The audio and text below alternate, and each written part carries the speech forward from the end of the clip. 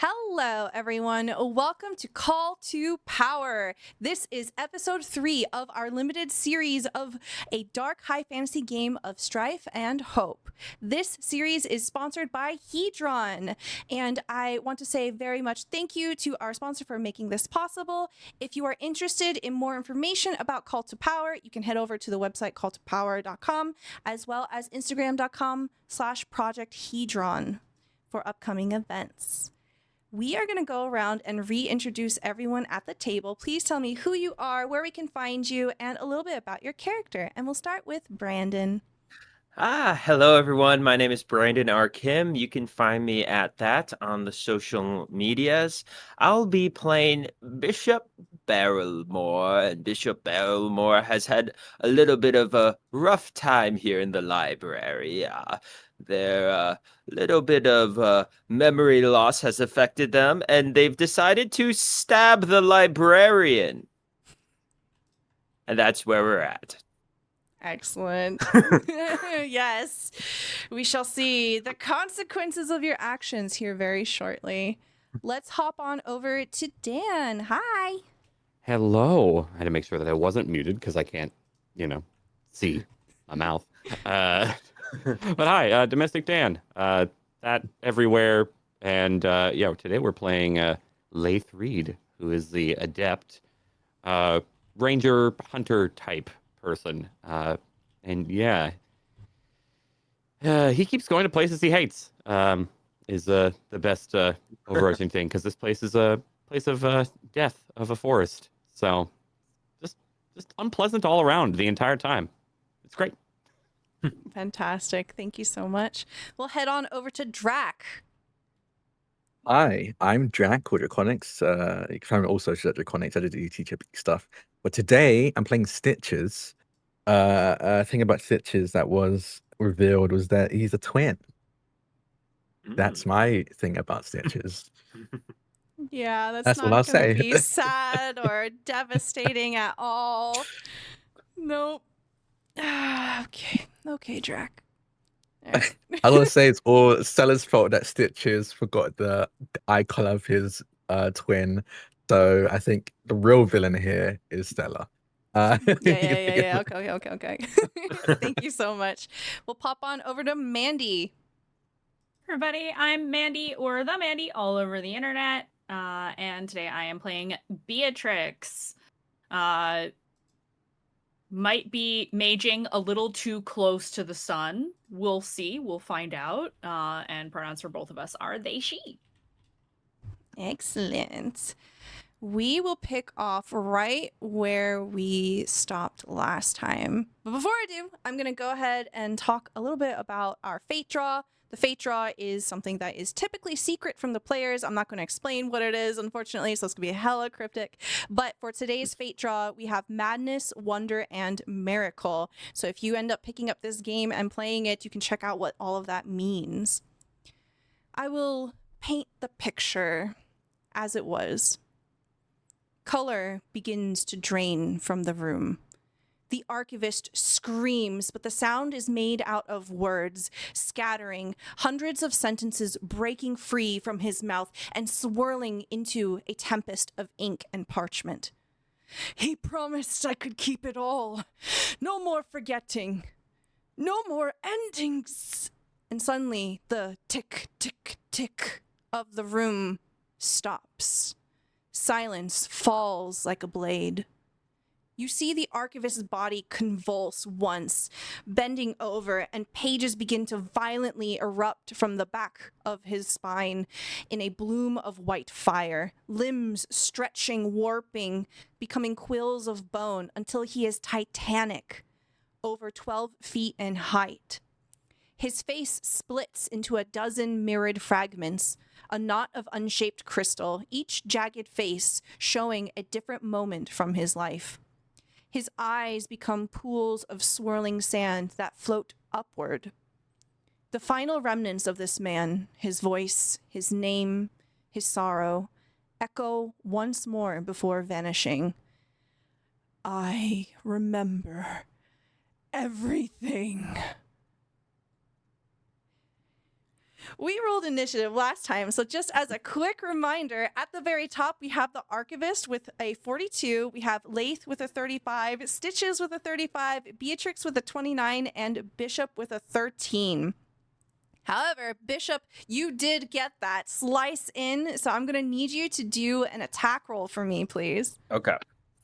So that's a D20 here and a plus 16. Mm-hmm.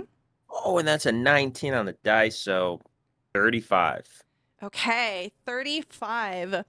As you bring up this knife, can you describe to me what it looks like again? Paint the picture here as you're closing in on this transforming creature. Yes, so Bishop Barrelmore reaches into their dulling lavender robe and they pull out a dagger from their belt. This dagger is not a normal, it is made of glass, jagged and sharp in places that shouldn't be sharp and almost chipped like an arrowhead. It's kind of bluish purple in hue, and as they're walking up, slowly limping, and that they see the archivist, they look up and say, "Please let my next life be better than this." And he jabs the blade into, I guess, probably a thigh, since it's 12 feet tall.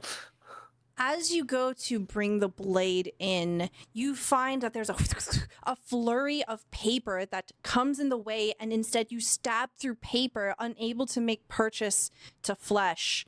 You see this face that is instead a mound of crystal turn to look down right at you. We're going to start with the Archivist's turn, as you have unfortunately missed. And that will not hit. What? Yep, that 35 is not Oh, going to no. hit. Okay. I was so confident. I'm going to go ahead and start the Archivist's turn with a passive. So at the start of the Archivist's turn, we're going to have an environmental action that we're going to call Reality Rewrite. So I'm going to roll a die. Okay. You see that the nearby shelves, these infinite number of books that stack in every direction, begin to shake and they begin to crumble. The smell of rot begins to bloom into the air as books begin to fall down. I need everyone to please make either an athletics or coordination check for me. Coordination it is. Uh-oh. Uh-oh. That's an 8 plus 3 athletics for an 11 Okay. for the bishop. Okay. So Okay. 45 for me. Okay. That is an 18 plus 1, 19. Okay. Athletics for me. Okay. 32 for me. Okay. So you all succeed here. As you dive out of the way, these books crashing down all around you. The Archivist is going to move forward. Bishop, you are unfortunately right there, front and center. You see, as it lifts up one of these twisted, mangled arms, it ends with a number of scrolls that come down towards you. As they come up to you, you see that the words almost seem to spill off the pages like knives. There is the sound of ripping paper as it tries to attack. It rolls a 23.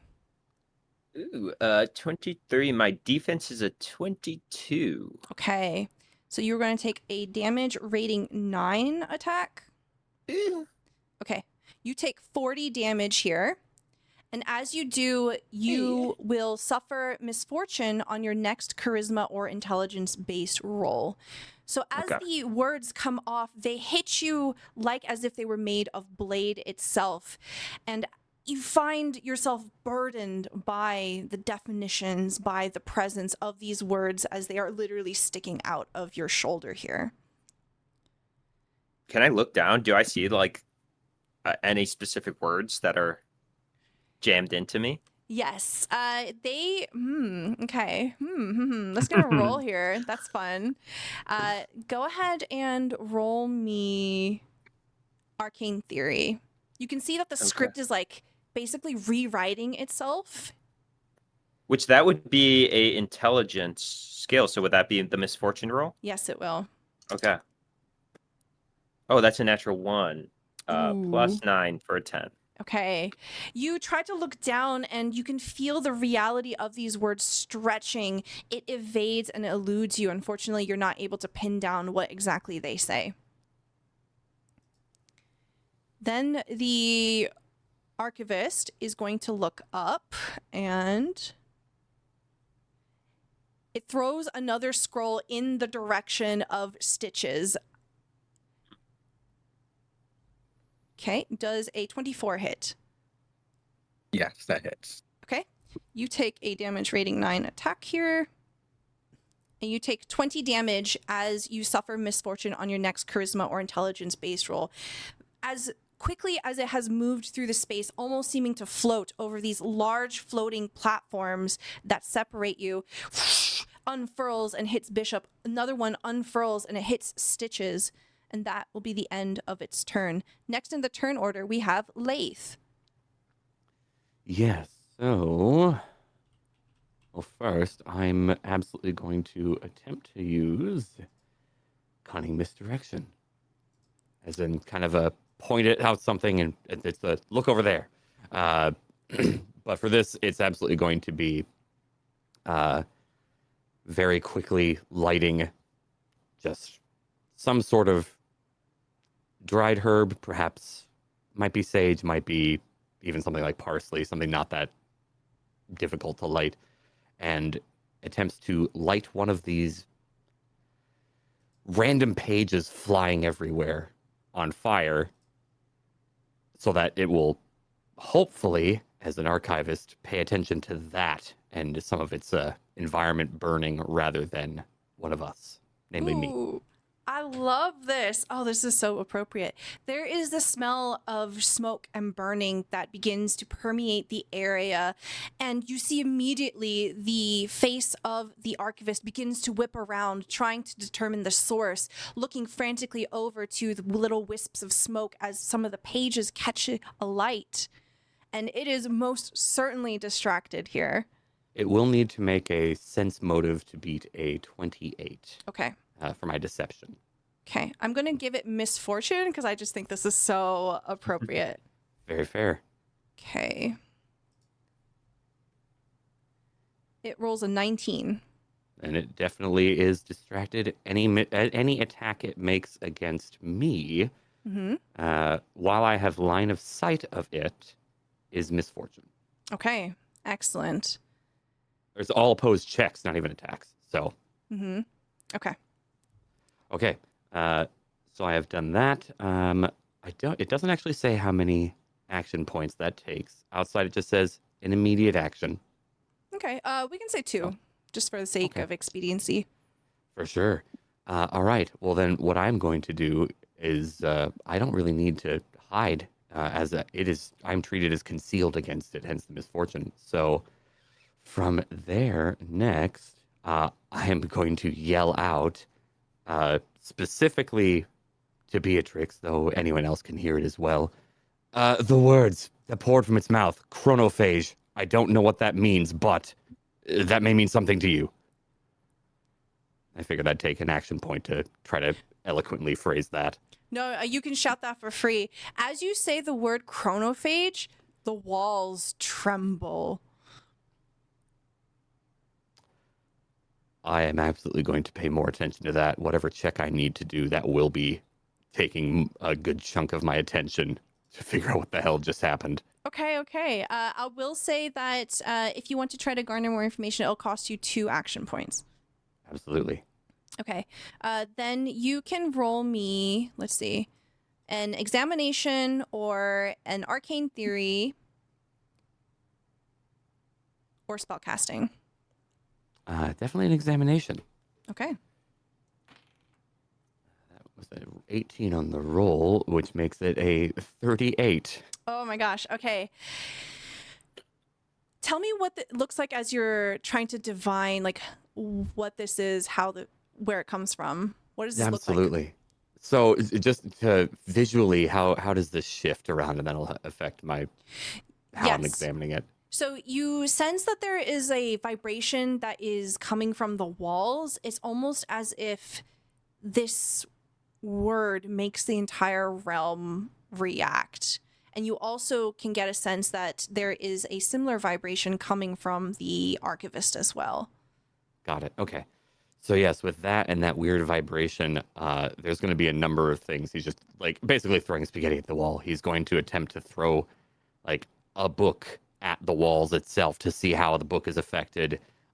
He's going to attempt to slash at the wall itself physically to see how that is affected. Basically, just trying to check the physicality of this thing and what might change or would change based on what he's doing. Okay. Leaning into the physicality part of it, you get the sense that this name, this word, it is more of a magical effect rather than a physical effect. So you sense that the room is trembling in a arcane sort of way instead of like a mechanism sort of way. Got it. Okay. That is good. It also means I can't affect it too terribly much, but we have others that might. This room is affected by arcane. And to look a little more panicked, as that is not a place of expertise for Lath. And from there, I think the last thing that he will do is, oh boy, there are many different things. Look, I think Lath might look at Stitches and there, hiding space over there, and is pointing at like a good spot to conceal themselves, as I have a stealth leader, so I can give some good bonuses to Stitches to try to hide. Specifically, performing a group stealth check, all checks results are increased to at least the average of my result and the lowest result. Okay, I love it. Yeah, you can see Lath points over to a number of shelves that have fallen over. There's a great number of debris that is beginning to collect on some of these platforms. And just to kind of like paint the picture of what the ground looks like here again, there are about 4 large circular platforms that are suspended over what appears to be a well of light. Far below you, all you see is azure light just coming up in a singular beam. It's a bit difficult to look straight at it as it is so intense in how luminous it is. The platforms sway very gently, suspended by magic, and you see that as the debris is coming down that it does warble a bit, but it seems pretty sturdy for the most part. And just as a little fun thing, I have introduced a mechanic that isn't part of the game, but to make it a little more interesting with the environment here, because we don't have any physical maps, I have introduced a combat clock. So for each of our characters here, you essentially will have 3 pieces of a clock, and every time you take damage, your clock will tick down. We'll use this as a sort of metaphorical way to represent you trying to dodge things and you essentially getting displaced from where you would originally prefer to be physically. And when you hit 0, something is going to happen. So we did have Stitches and Bishop take damage here, so your clocks have dropped from 3 to 2. Just for fun. just a little bit of fun. Okay, well that would be it for me. Outside of I got a 34 on my stealth check for the group stealth. So if Stitches does take advantage of that and they roll a stealth and it's lower, it will average for the total roll. Excellent. All right. After Lath is Stitches. Yeah.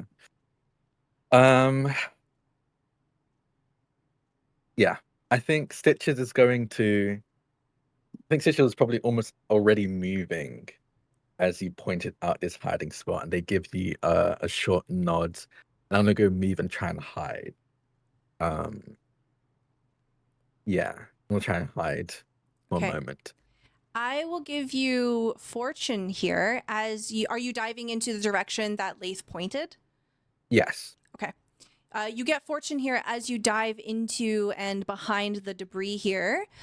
Go ahead and roll me a stealth check, please. And we'll use 2 action points for this. Sounds good. That'd be a 33. Okay. Excellent. You dip into the shadows.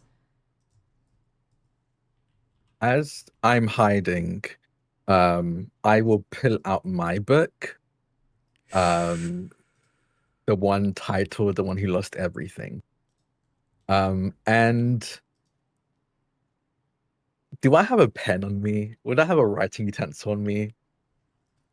Oh no, is Stitches the type of person to journal?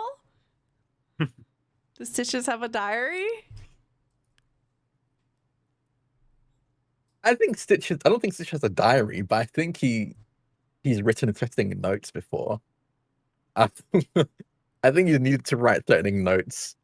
Why do I feel like Like- you've stolen pens from Beatrix on so many occasions?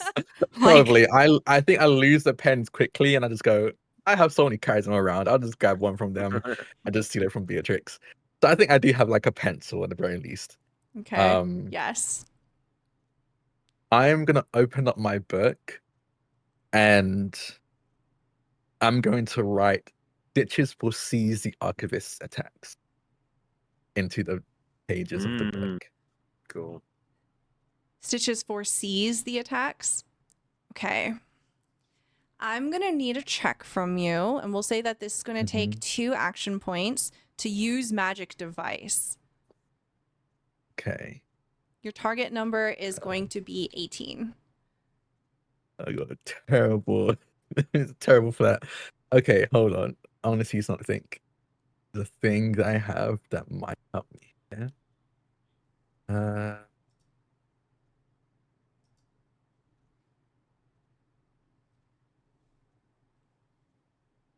I love just like, the room shaking. There's this giant book monster here, papers flying everywhere, books flying everywhere. Stitches is just like writing in a book in a hiding Writing. place. Dear diary. Dear diary. It's a bad day today.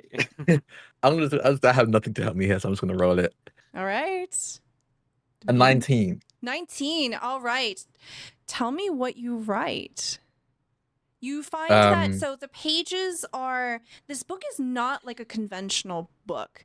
While it does have pages, it almost feels as if the pages are made out of light or air. It's very difficult to pull and turn them.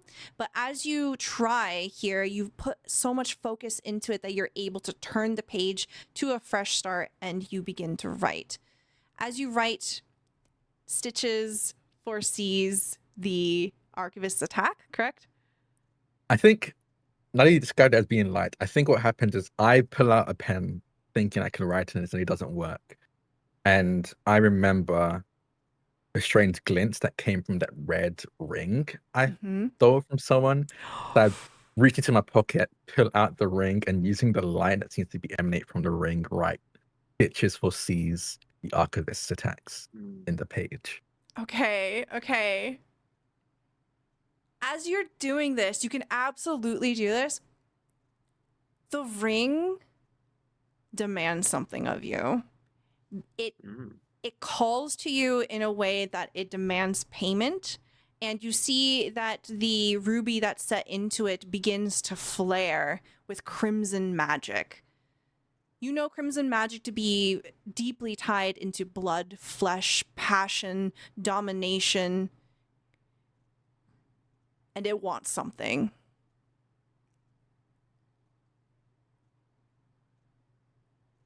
Probably just a friend. Feeling this, I bring the ring to the side of my head And I'll give up the memory of the last conversation I had with my brother. Okay.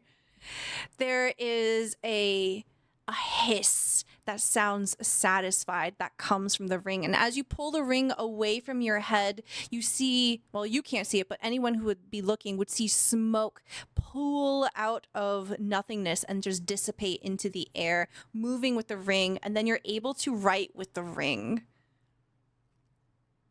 And Okay. yes, I'll write Stitches foresees the Archivist's attack. Okay. Because this is so cool and this is definitely broken, but whatever. I'm going to give you fortune when the archivist tries to use Wordstorm. So the unspooling of that script that it hit you with, if it tries to do that to you again, I'll give it misfortune, essentially, because it would have to roll to try to hit you. So you get basically a second chance there. Okay, that's how many action points would that be? Okay, so that two was to two. hide. 2 to hide, 2 to write into it. You have 2 Okay. remaining. 2 remaining. I think then I'm going to, let me just make sure I have points to do this. I do not. If you don't use all of your points, do they just reset to 6 the next round? Yeah. Okay, so it's better to use everything you have. Okay. Well, not necessarily. If you have anything that is a reaction, it is possible That is to true. use your points there. So, for example, if you want to try to assist somebody, so for example, if Lath wants to do something and it costs 2 action points, you can offer to assist, but it will also cost you 2 action points. Yeah. Okay. I'm going to use my 2 action points. So I'm going to use my 2 action points to use adapting combat technique.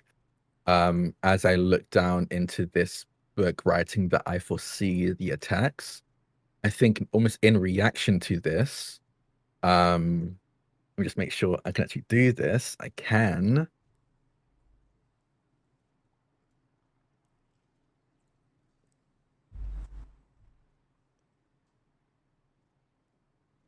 Hold on, I'm reading all of this. Take your time. Oh, nice.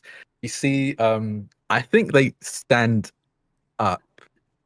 Yeah, I think they stand up from the hiding place, and you watch them take, and they close the book, put into their pouch, and take a stance as I use the thing I literally just said. Where is it gone?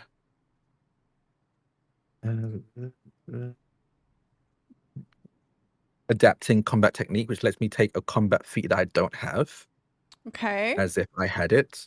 Mm-hmm. I'm gonna take, they get down into almost like a low bobbing stance, very, very kickboxing style.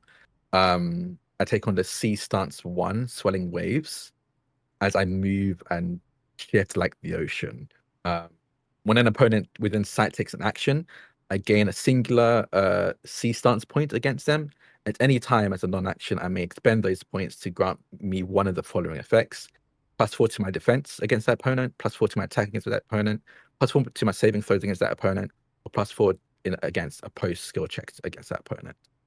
As I, in the stance I'm using, quite literally begin to foresee what the archivist would do next. That is That'll be so my turn. cool. Oh my god, that's so cool. Oh, okay, wonderful. So you are not stealth anymore, though. Once you stand up. Yes, Okay. that's fine. Yeah. All right, very good. Next in the order, we have Beatrix. Beatrix, I will say, because we ended last session with you looking up and you were specifically tracking a specific sheet of paper that had the name The Archivist on it, you will also notice that some of the books that are up in the air, they begin to emanate their own sort of light. There is this azure light coming off of just randomly speckled with these books that are flying around in the air, opening and closing at random intervals. Yeah. I'll leave it at that. So So this place is, as we've already kind of established, but I can see it very, like, it's saturated with arcane magic. Yeah, especially because you're looking up at them already. You notice that Okay. a few of the books begin to take on a specific kind of glow, but you'll have to inspect it a little deeper if you want more information.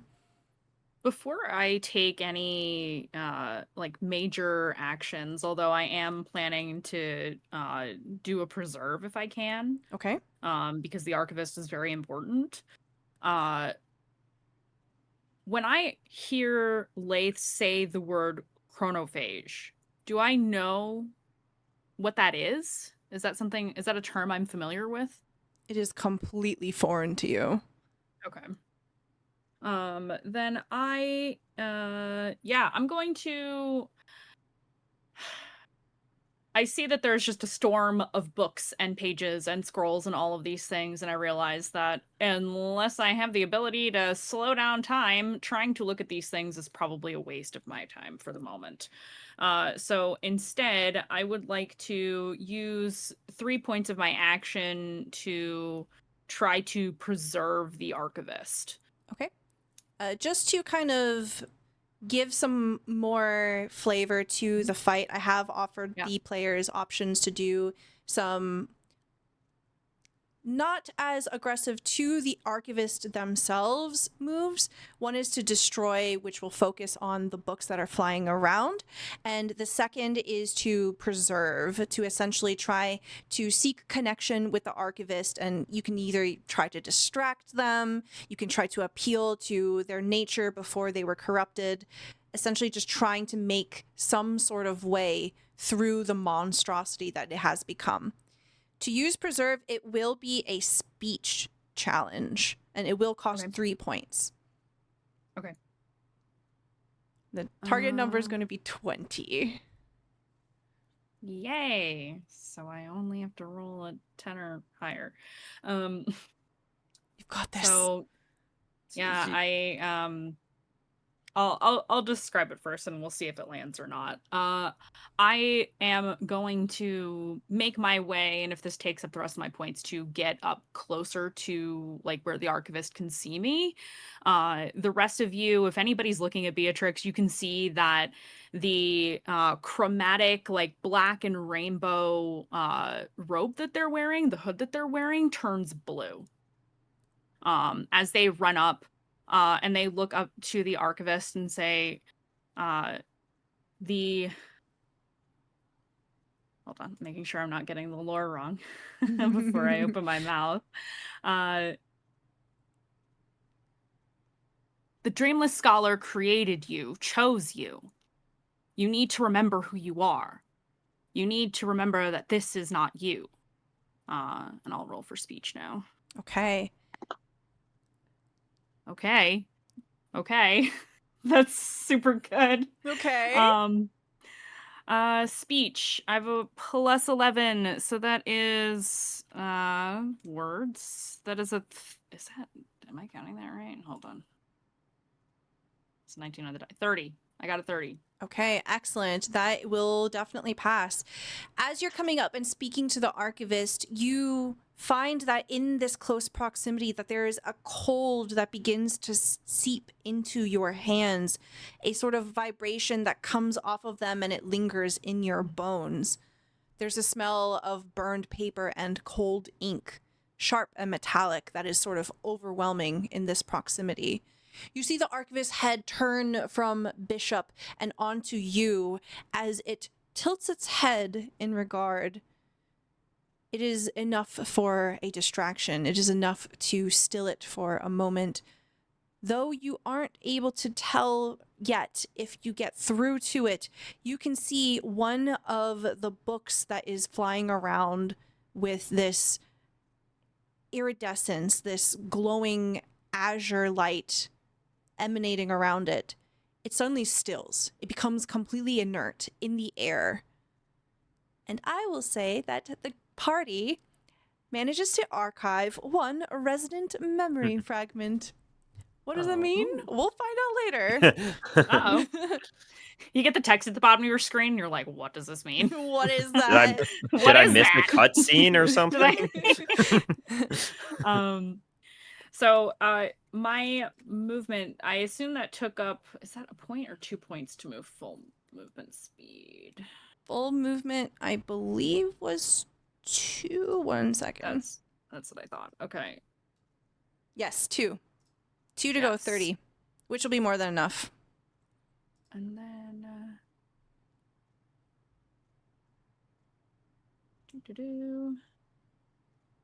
there it is. I was looking for our action point examples. I think what I'll do with my last point then, because I have one left if I'm calculating this right. Yes. I would like to enter a stance. Ooh, okay. So I am going to utilize, where is it? No. Feats, there we go.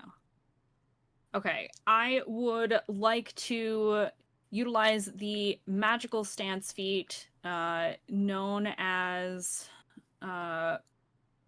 Mage Style of Wonder, Inspirational Example.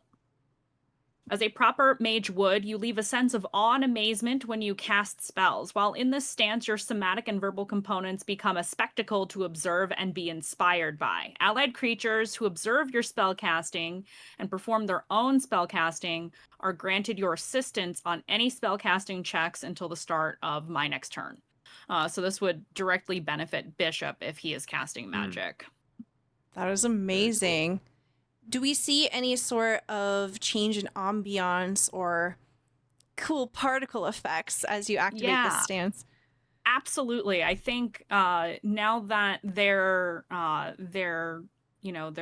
battle mage uniform has kind of turned this blue color from the chromatic black and rainbow, it kind of, the markings, the runes on the fabric start glowing like a brighter blue, and you see like little motes of light as kind of like it starts to float around them a little bit, kind of drawing attention to themselves. Love it. Yeah. All right. And that's my turn. Okay.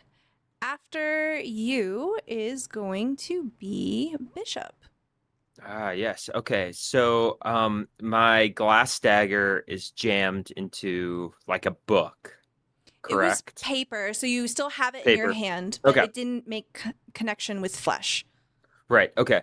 I think Bishop in this moment, Bishop Barrelmore is going to rip their dagger out of these pages, and I think maybe unintentionally take the destroy action, spending 2 of Ooh. their points, and just rips this book, so we can see what happens. Okay. So I'll need a target number 16 coordination roll from you. Oh, I'll actually give Plus- you fortune here because you did Oh. like rip paper already and you caught paper. All right. So I think it makes sense. All right, let's do this here. Yes, that is a natural 1 and a 4. Plus 1 is a 5. Okay. That was with the fortune? Yes, it Oh. was. Ooh, A 1 and a okay. 4. Okay. As you rip the paper, I'll say that it just happens to not be one of those glowing books. It's just a piece of paper that you're cutting through. You hear a ticking as you are slicing through the paper. It is steady, and then it becomes irregular for just a moment as you manage to pull free from the page. It's like the skipping beat of a clock losing time. So you have 4 Well- points left.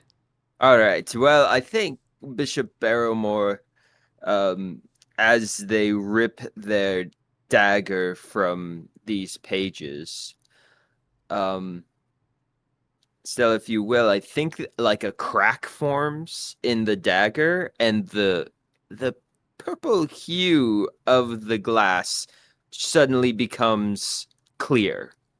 Just a normal blade of glass, and a crack as it forms, sucking from the pages into the Bishop Barrelmore's dagger reads doom, destruction, end, afraid, death. And as that happens, Bishop drops the dagger. No, no. And in this moment, a moment of clarity. And I think unintentionally as well, in this moment, they cast a level 3, or it's not level, but level 3 spell, linguistic clarity, which imparts clarity and insight into a language. Um, and so I'm wondering if I could cast it on myself and kind of get a better sense of what's happening in this room with all these words and books. But I Ooh. think right when it's cast, Bishop Barrymore yells out, "Time virus! It's a chronophage time virus!" All right. Okay.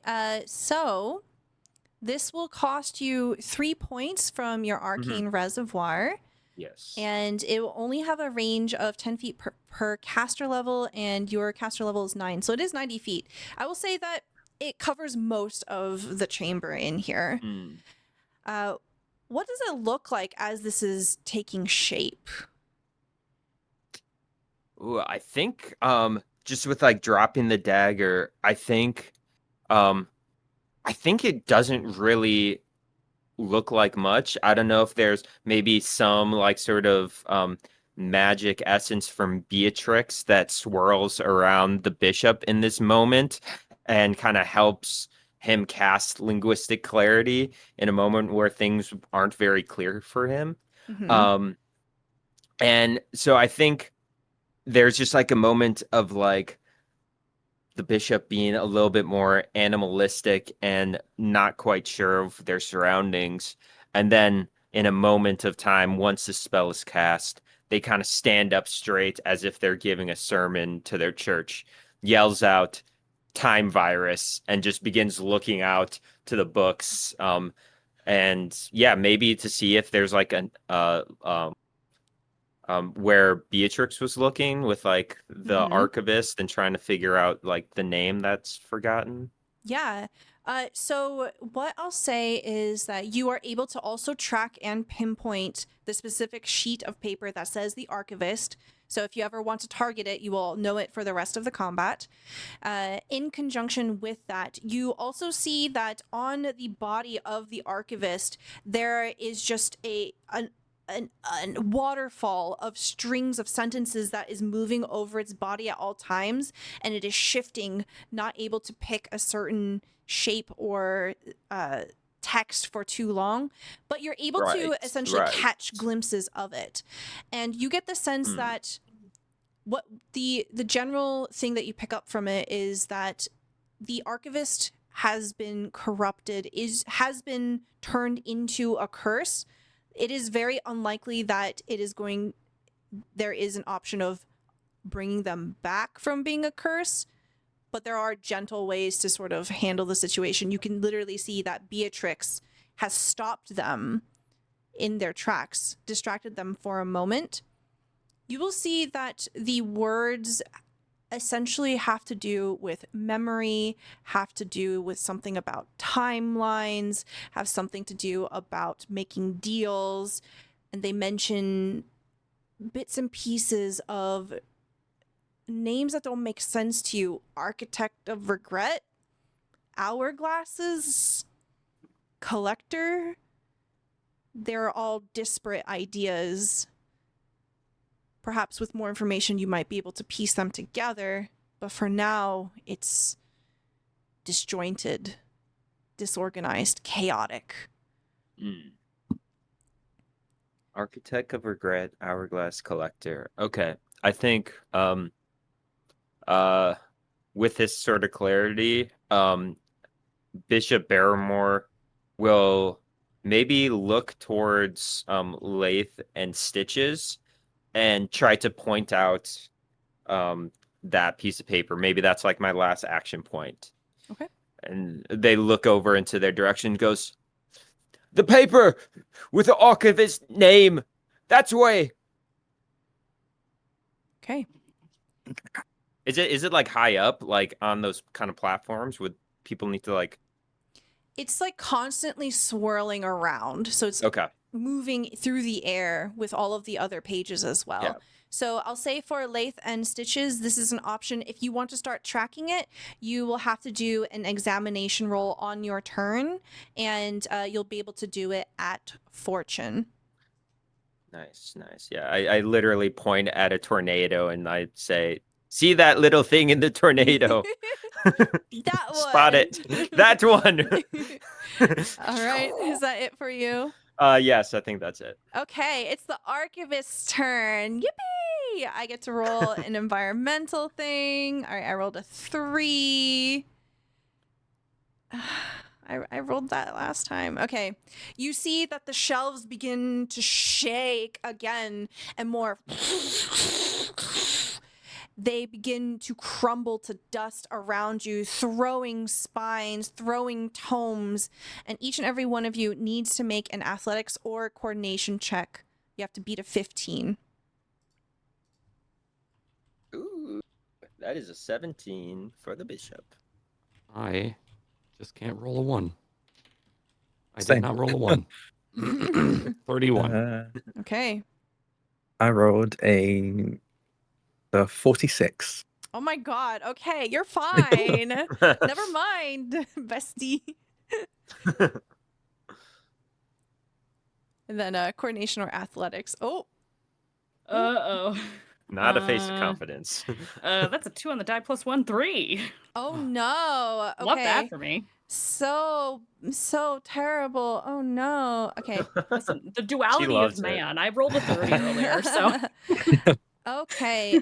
So that means you will take 30 damage here as some of the books begin to fall from these dislodged shelves and hit you like stones to your back.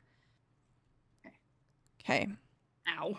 That is the reality rewrite. As you feel the energy of the room flux, there is a state of instability that is just all around you, crackling. There's a scent of ozone and a pulsing of light coming from the well below you. A faint smell of candle wax begins to drift up. As this happens, you feel the energy dimming for a moment, as if something is taking in a deep breath. All at once, it exhales from the Archivist as they will use their Paradox Pulse move. And in a wash of light exploding from them, the azure pops back up and it is vibrant. It is difficult to look at. I need everyone to roll me a will save. Target number is 18. 22. Okay, so you're good.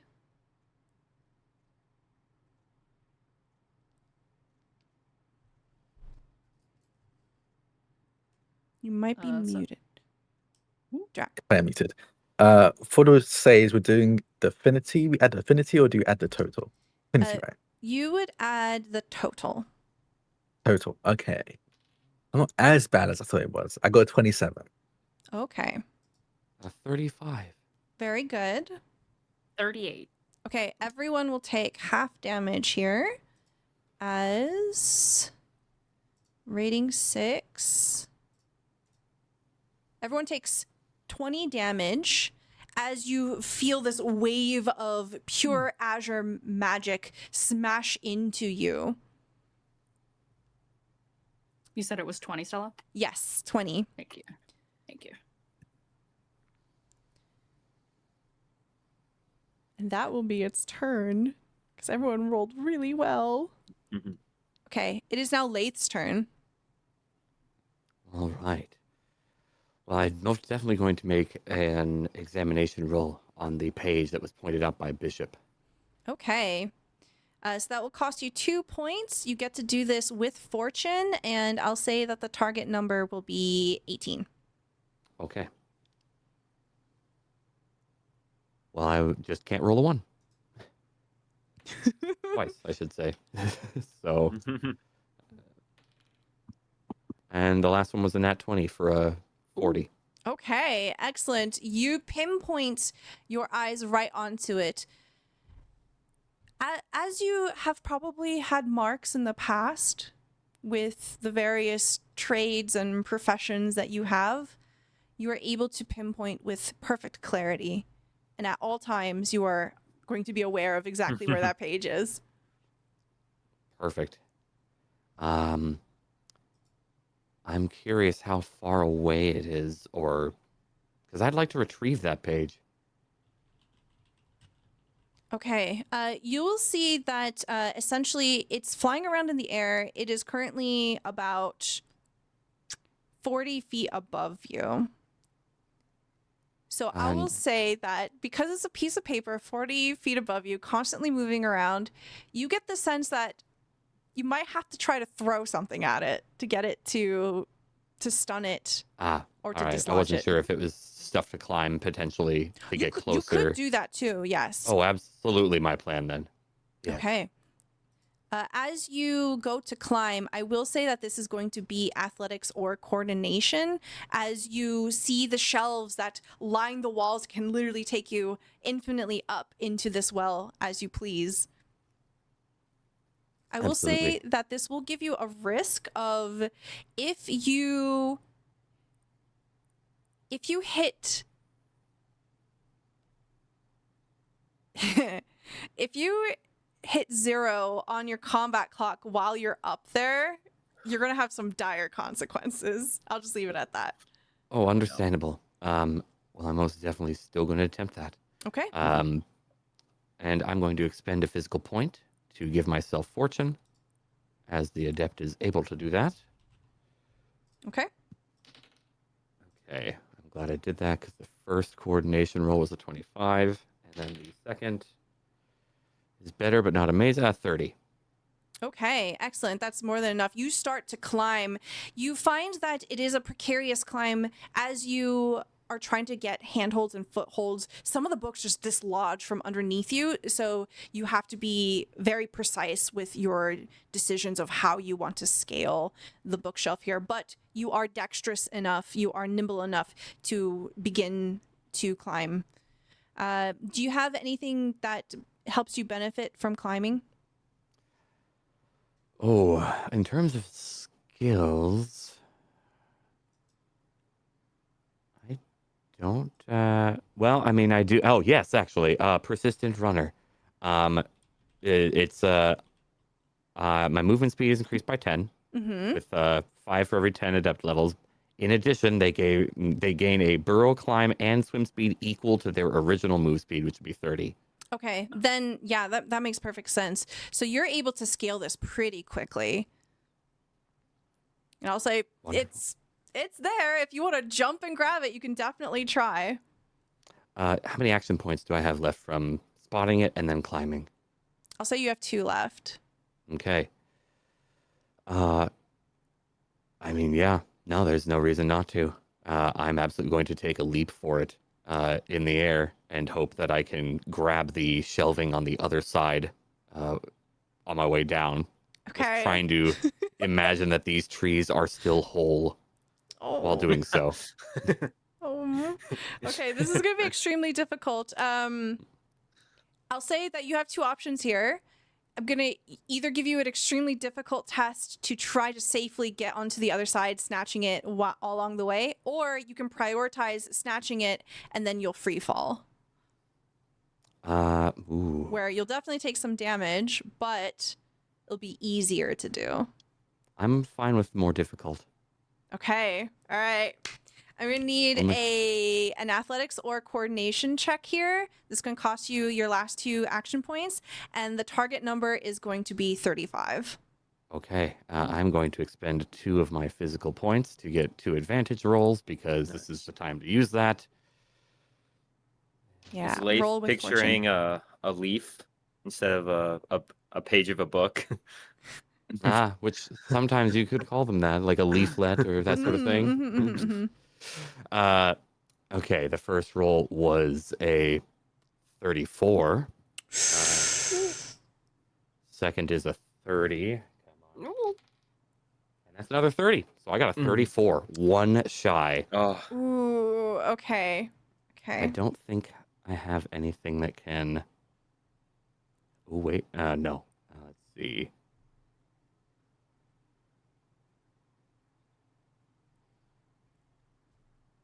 Okay, so maybe I do have an ability which is just once per combat called Fight or Flight, Okay.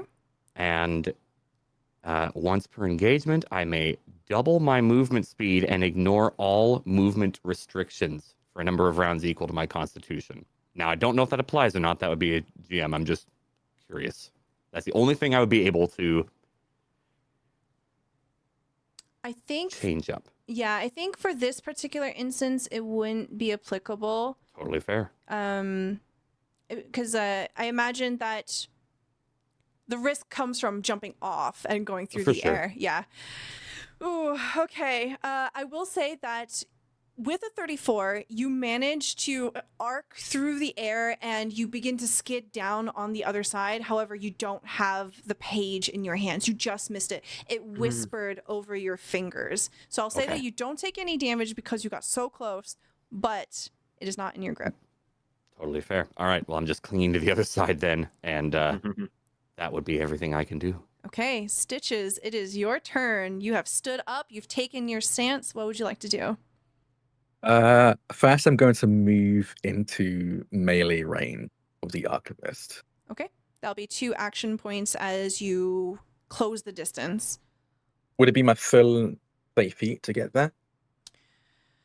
I'll say it'll be about 20 of the 30 feet. I'd still need to use 3 anyway to get there. Yes.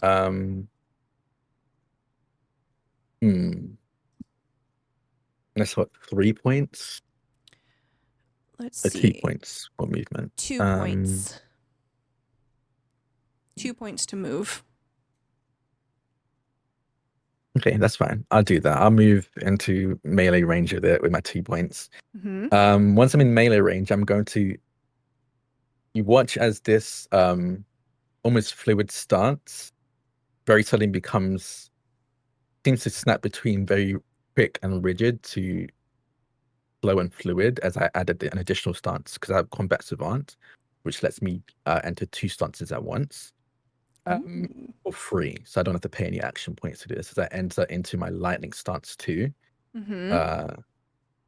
A measly entering lightning stance, I get a ability called, well, basically, immediately entering lightning stance 1, lightning stance 2, I get to enter this for free and immediately make an attack, single attack for free, as I strike this creature. Let's see what that looks like Okay. as I roll. That is a 53 to hit. Okay, that hits. Perfect. And I do 102 points of damage at the first strike. Okay, I love it. What does it look like? What does it sound like when it makes contact? They're in 2 stances right now. They're in the sea stance, I believe, the crashing waves, the swelling waves stance, and the thunderous stance. So you almost hear like the raging storm above the ocean as they're moving towards this creature. And when they slam their fist into the papers, you'd expect it to hear like the crumpling of paper, maybe the snapping of hard-covered books. But you instead hear a crackling of thunder. And you see a flash of lightning as my fist slams into this for its first attack. Then I still have 4 action points left. Mhm. So I'll do a single attack, which I think is 3 points. Yeah. Yeah. Because I know iterative is like 5. A standard attack is full 3 attack. points. Standard attack is 3 points, yeah. Yeah. So I'm going to do another swing. I'm going to swing at them again. Okay. So there's a d20 plus your attack bonus. That is a 54 to hit. That's a hit. Dealing 66 points of damage. Yeah. Okay. Where's my calculator? I was like, oh, I can just do quick maths. No. Me every time I roll something. Where's my calculator? All right. You make another contact here, and with every strike that you make, there's a hiss of smoke from the contact. Perfect. Okay. I have 1 point left. Um, is okay.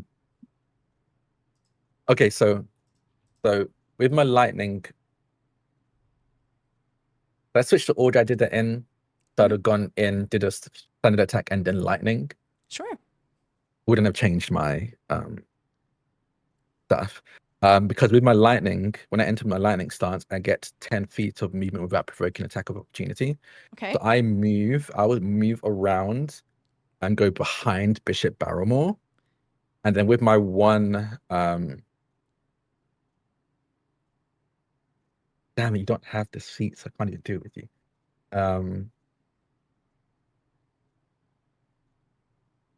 No mind, I don't move behind Bishop Barrymore. Okay. Yeah, I'll just do those moves and I will just end my turn there. The points of contact that you've struck the archivist, you can see that the flesh there bends and crumples almost as if you take paper and you smash it into your hand. So there is a distinct crumpling and distortion of the texture of the archivist here, as I will tick down their memory clock by 2 points because you landed 2 hits. Nice. Okay. I'm gonna After kill this guy.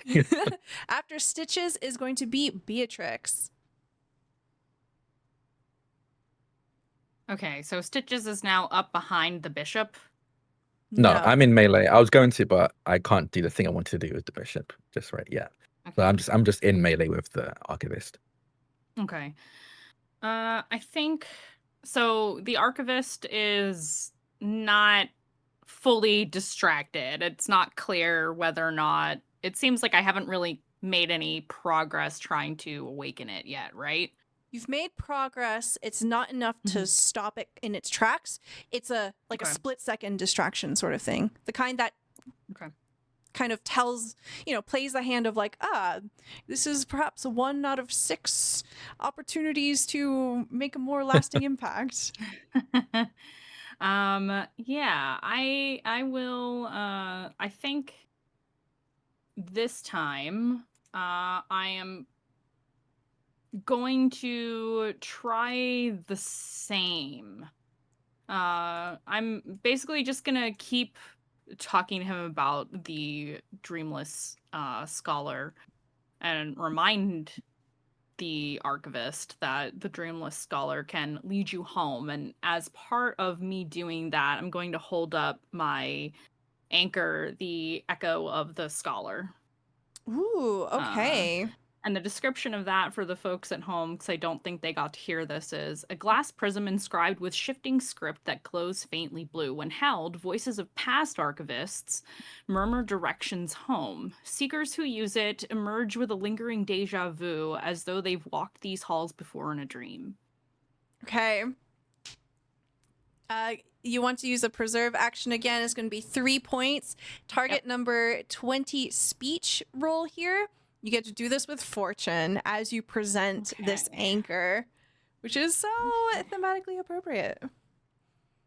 Me wondering if I can use spellcasting to convince him, but that's okay. Speech is also fine. All right. Okay, nice. That is I don't know if this matched the this is a 25. I don't know if that matched the number you said because I already forgot it. Yes, Sorry. it was 20. You succeed here. Excellent. Okay. As you present it, you see that the archivist's head turns in the direction almost like it's a homing beacon. In the multifaceted ripples of its face, where there's essentially this large, overgrown, raw crystal, you see all of the faces take a reflection of the anchor that you present, echoing its image, clearly entrancing it for just a moment. As you are able to resonate with it, I'll go ahead and tick down the reality clock here. As you succeed. Yeah. And you see another one of those glowing books freezes in the air, becoming inert. You get another resonant memory fragment. Ooh. So that was 3 points. You're also welcome to spam it and do it again if you want. Yeah, you know what? I will. Since I'm already in position, and I don't need to use the points to do that again, I will do the same thing. I'm going to continue to hold this anchor up. Okay. Whether it benefits me or not. And I'm trying to guide the archivist home. Okay, excellent. So go ahead and do a target number 20 speech with fortune again. Okay. Okay, not as good as last time. I don't... That is a 21. Okay, another success here. 10 plus 11, yep. And that is my turn, because that's, 3 and 3. That's all my points. Okay. You present it, and this is a minor distraction here, and you forcefully push your hand forward again, and you see that image begin to enhance. The crystal begins to warble, a resonant sound of something crystalline and bright emanating quietly from its face. It's doing something for sure. You're just not quite sure what it is yet. Yeah, I think I'm kind of defiantly staring at the archivist and saying, remember yourself. There's like a deep guttural noise coming from this tormented creature as it's fixated on this object. Next will be Bishop. Oh, well, Bishop Barrymore, seeing Lath completely with the piece of paper. So close. Well, Bishop Barrymore is going to cast the spell. It's a little bit maybe a bending of the spell, but the spell foretelling, which allows me to name a specific action or sequence of actions, as well as a definition of favorable outcome for said action. And then I believe I roll. Basically, I'm trying to help Lath foretell where the sheet of paper is going to be and help him time his next move to grab the paper. Ooh, okay. Let's have a look here. Actions, outcomes. Okay. This will cost you 2 from your arcane reservoir. All right. Ooh, the casting is going to be 1 minute, so unfortunately that would basically be like 10 rounds in combat. Okay, well, I'll just yell to Lath, do better next time. And then I'll and then I'll look up towards the archivist. Let me see if there's something else I could do. Okay, maybe instead of that, could I just cast some fire bolts and try to remove sheets of paper in the air around the archivist's name paper, just to give Lath a easier target? Yeah, absolutely. You can definitely do that. Okay, cool. So the firebolts is going to be 3 points. Yes. Let's see. Form Aether, Blazing Rays of Fire. Singular ray plus an additional ray for every 4 caster levels. So that is going to be 3, maximum of 3 rays at level 8. Okay, Yeah, so you have 3 rays. Great. They can target different entities, but they all must be within 30 feet of one another. All right. Which So just definitely.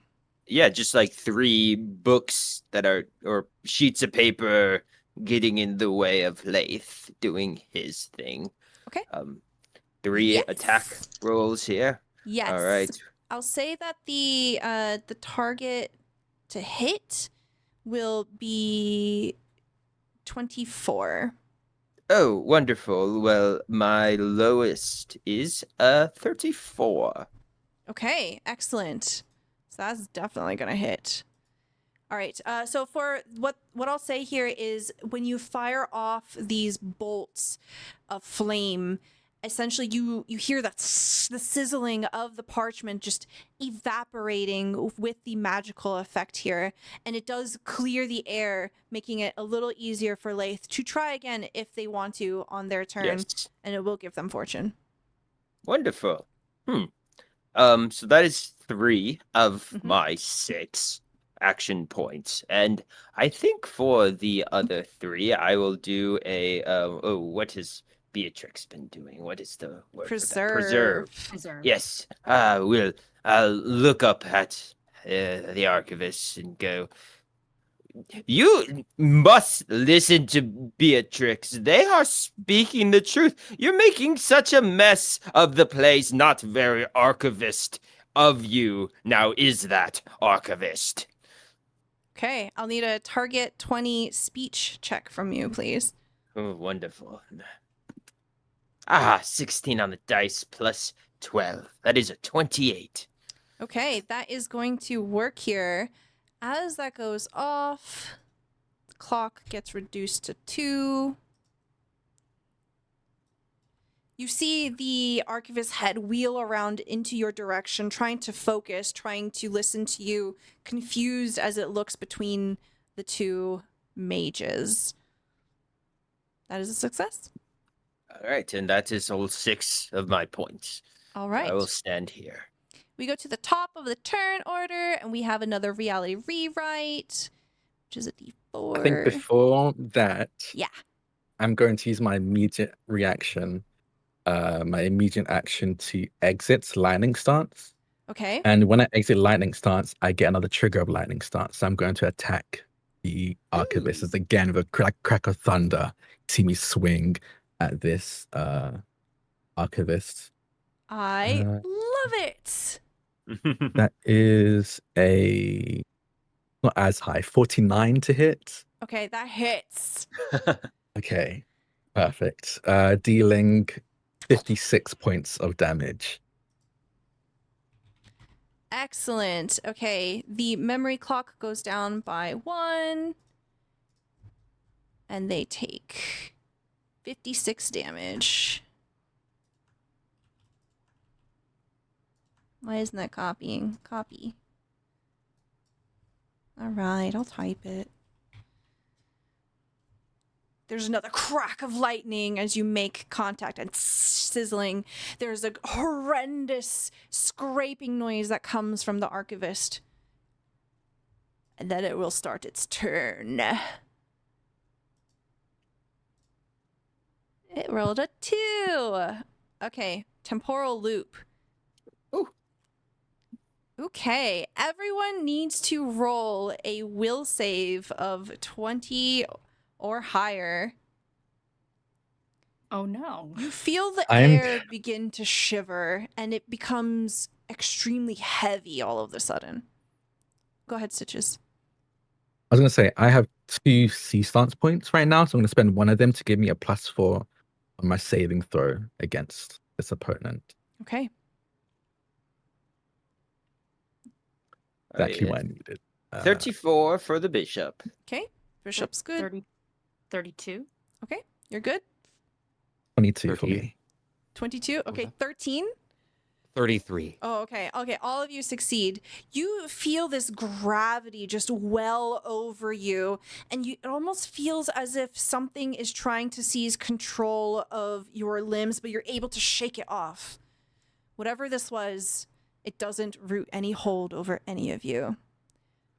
But without hesitation, the archivist raises up their hand, and you see this hand that ends with quills for fingers points in the direction of Stitches. Oh. As it Seems tries reasonable. to hit you with a word storm, but it's going to be at misfortune because of what you wrote into the book. Nice, nice. Let's see if it helps me here. Might not. Oh, I rolled a 4. Hold on, that's really bad. Does a 26 hit you? So normally it does, but because of sea stance, I can add a +4 to my defense, which makes it 27. So it misses.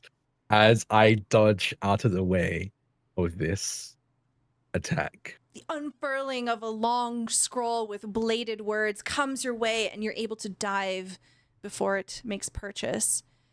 It will then turn around and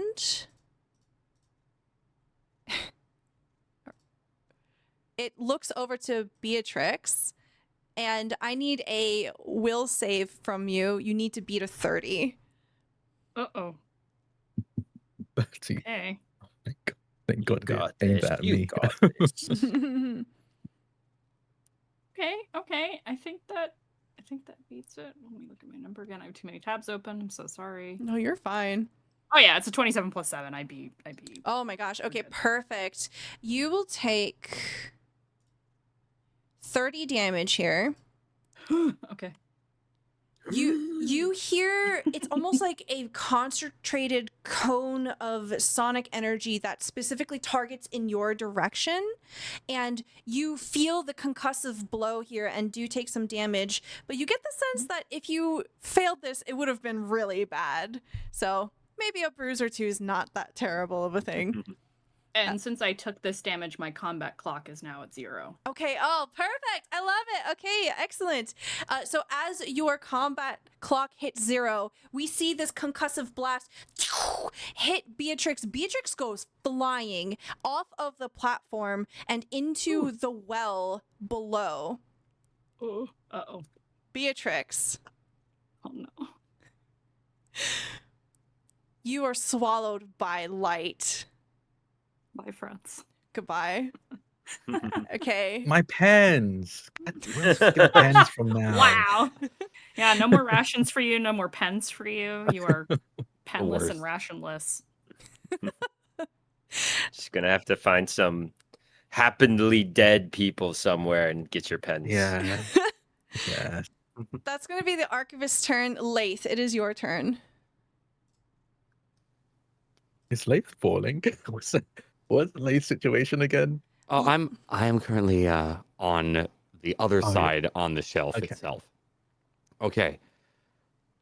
Well, I most definitely am going to attempt again. I do have a question though, as there was something very interesting stated a while ago Yes. with the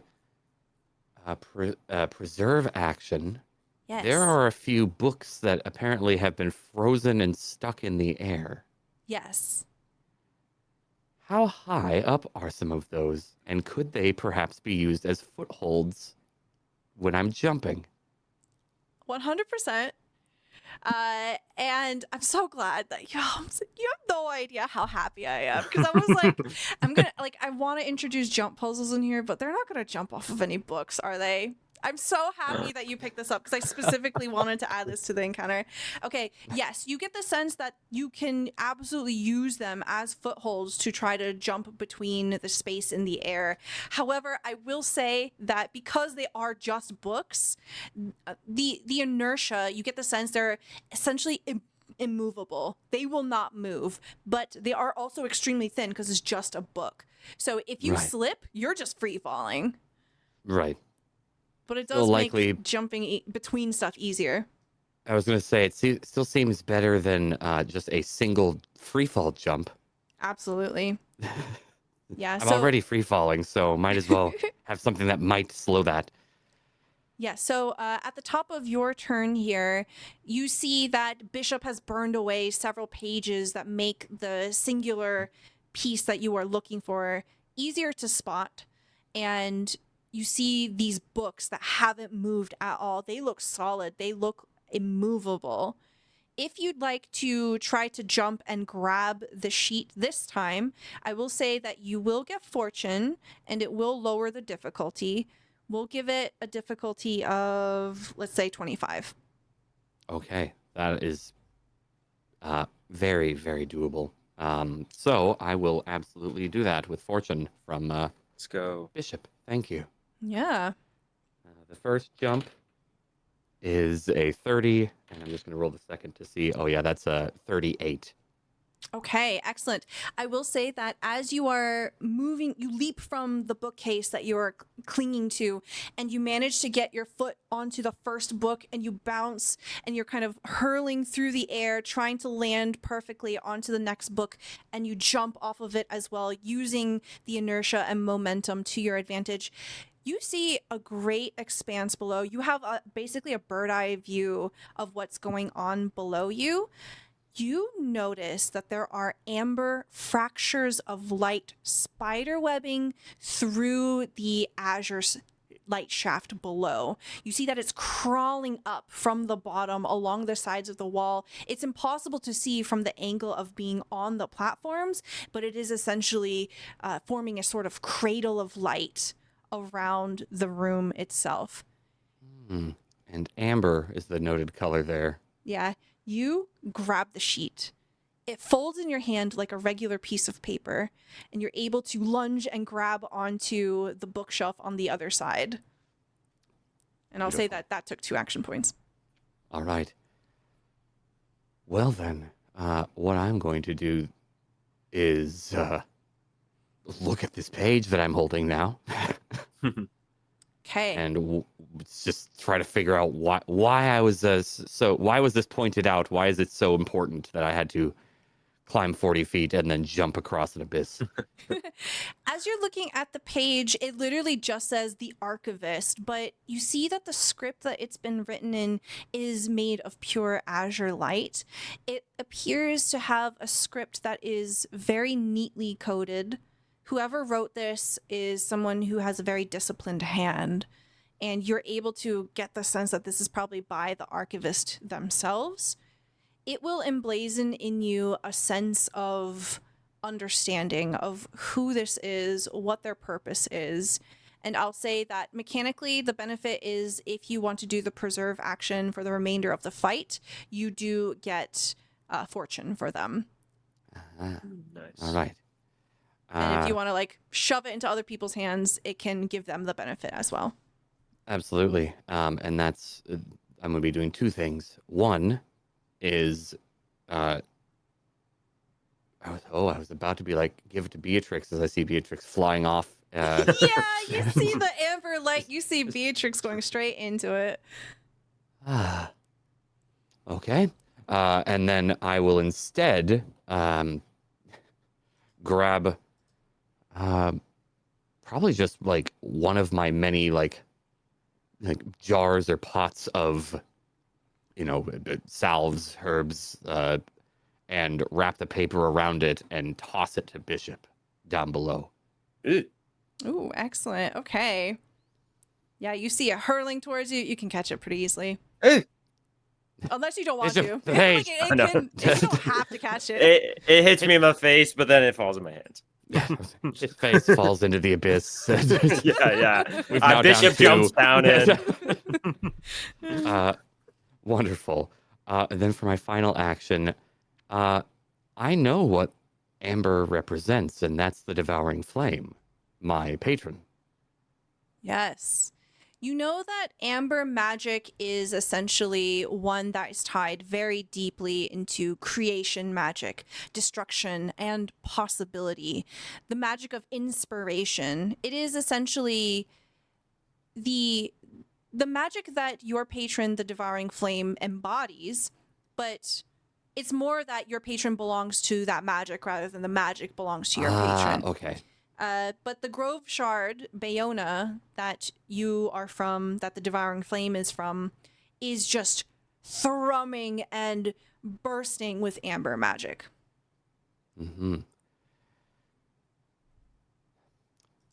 Did it seem like it got stronger with Beatrix's pleading and convincing? There was no noticeable interaction there. Okay.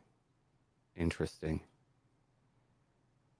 Because it seems different in...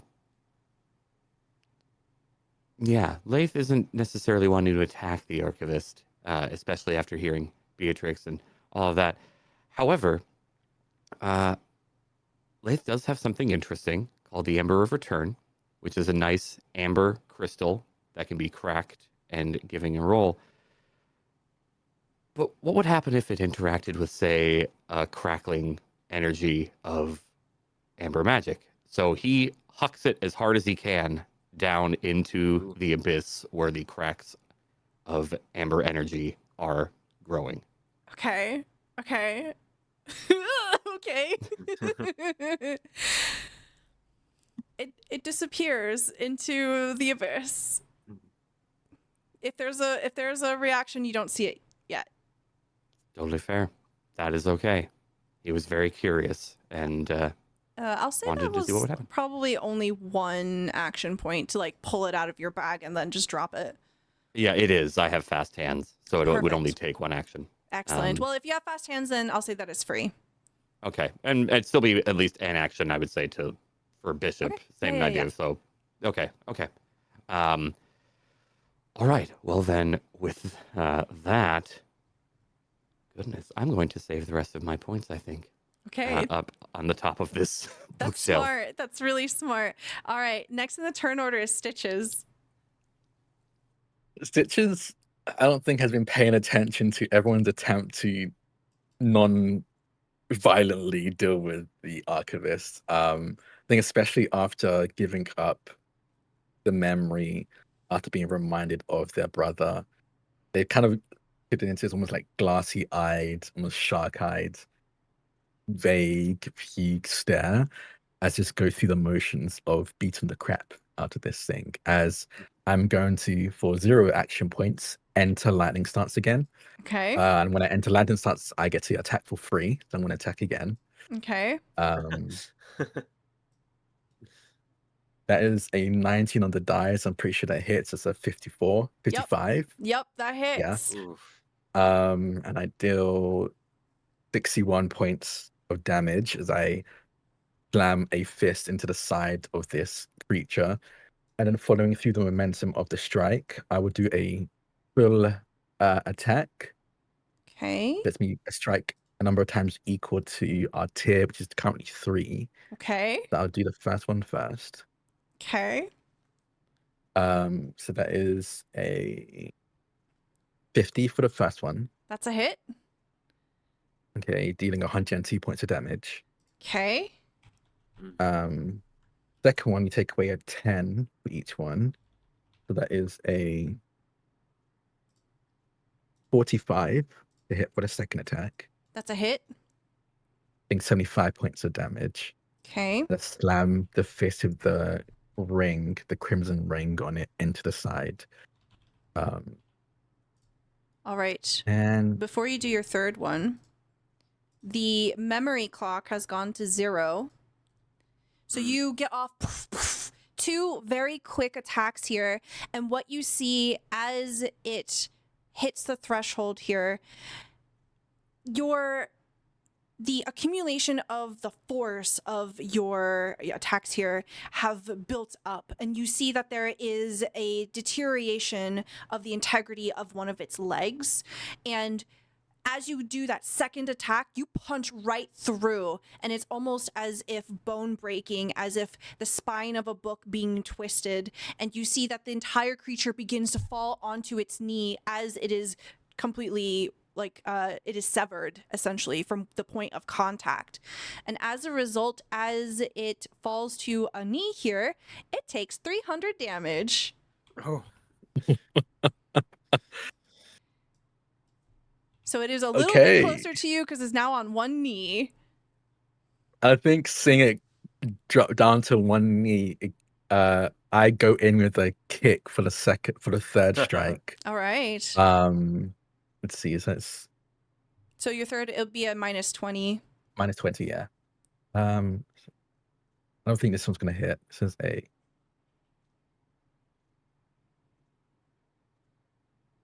33 to hit.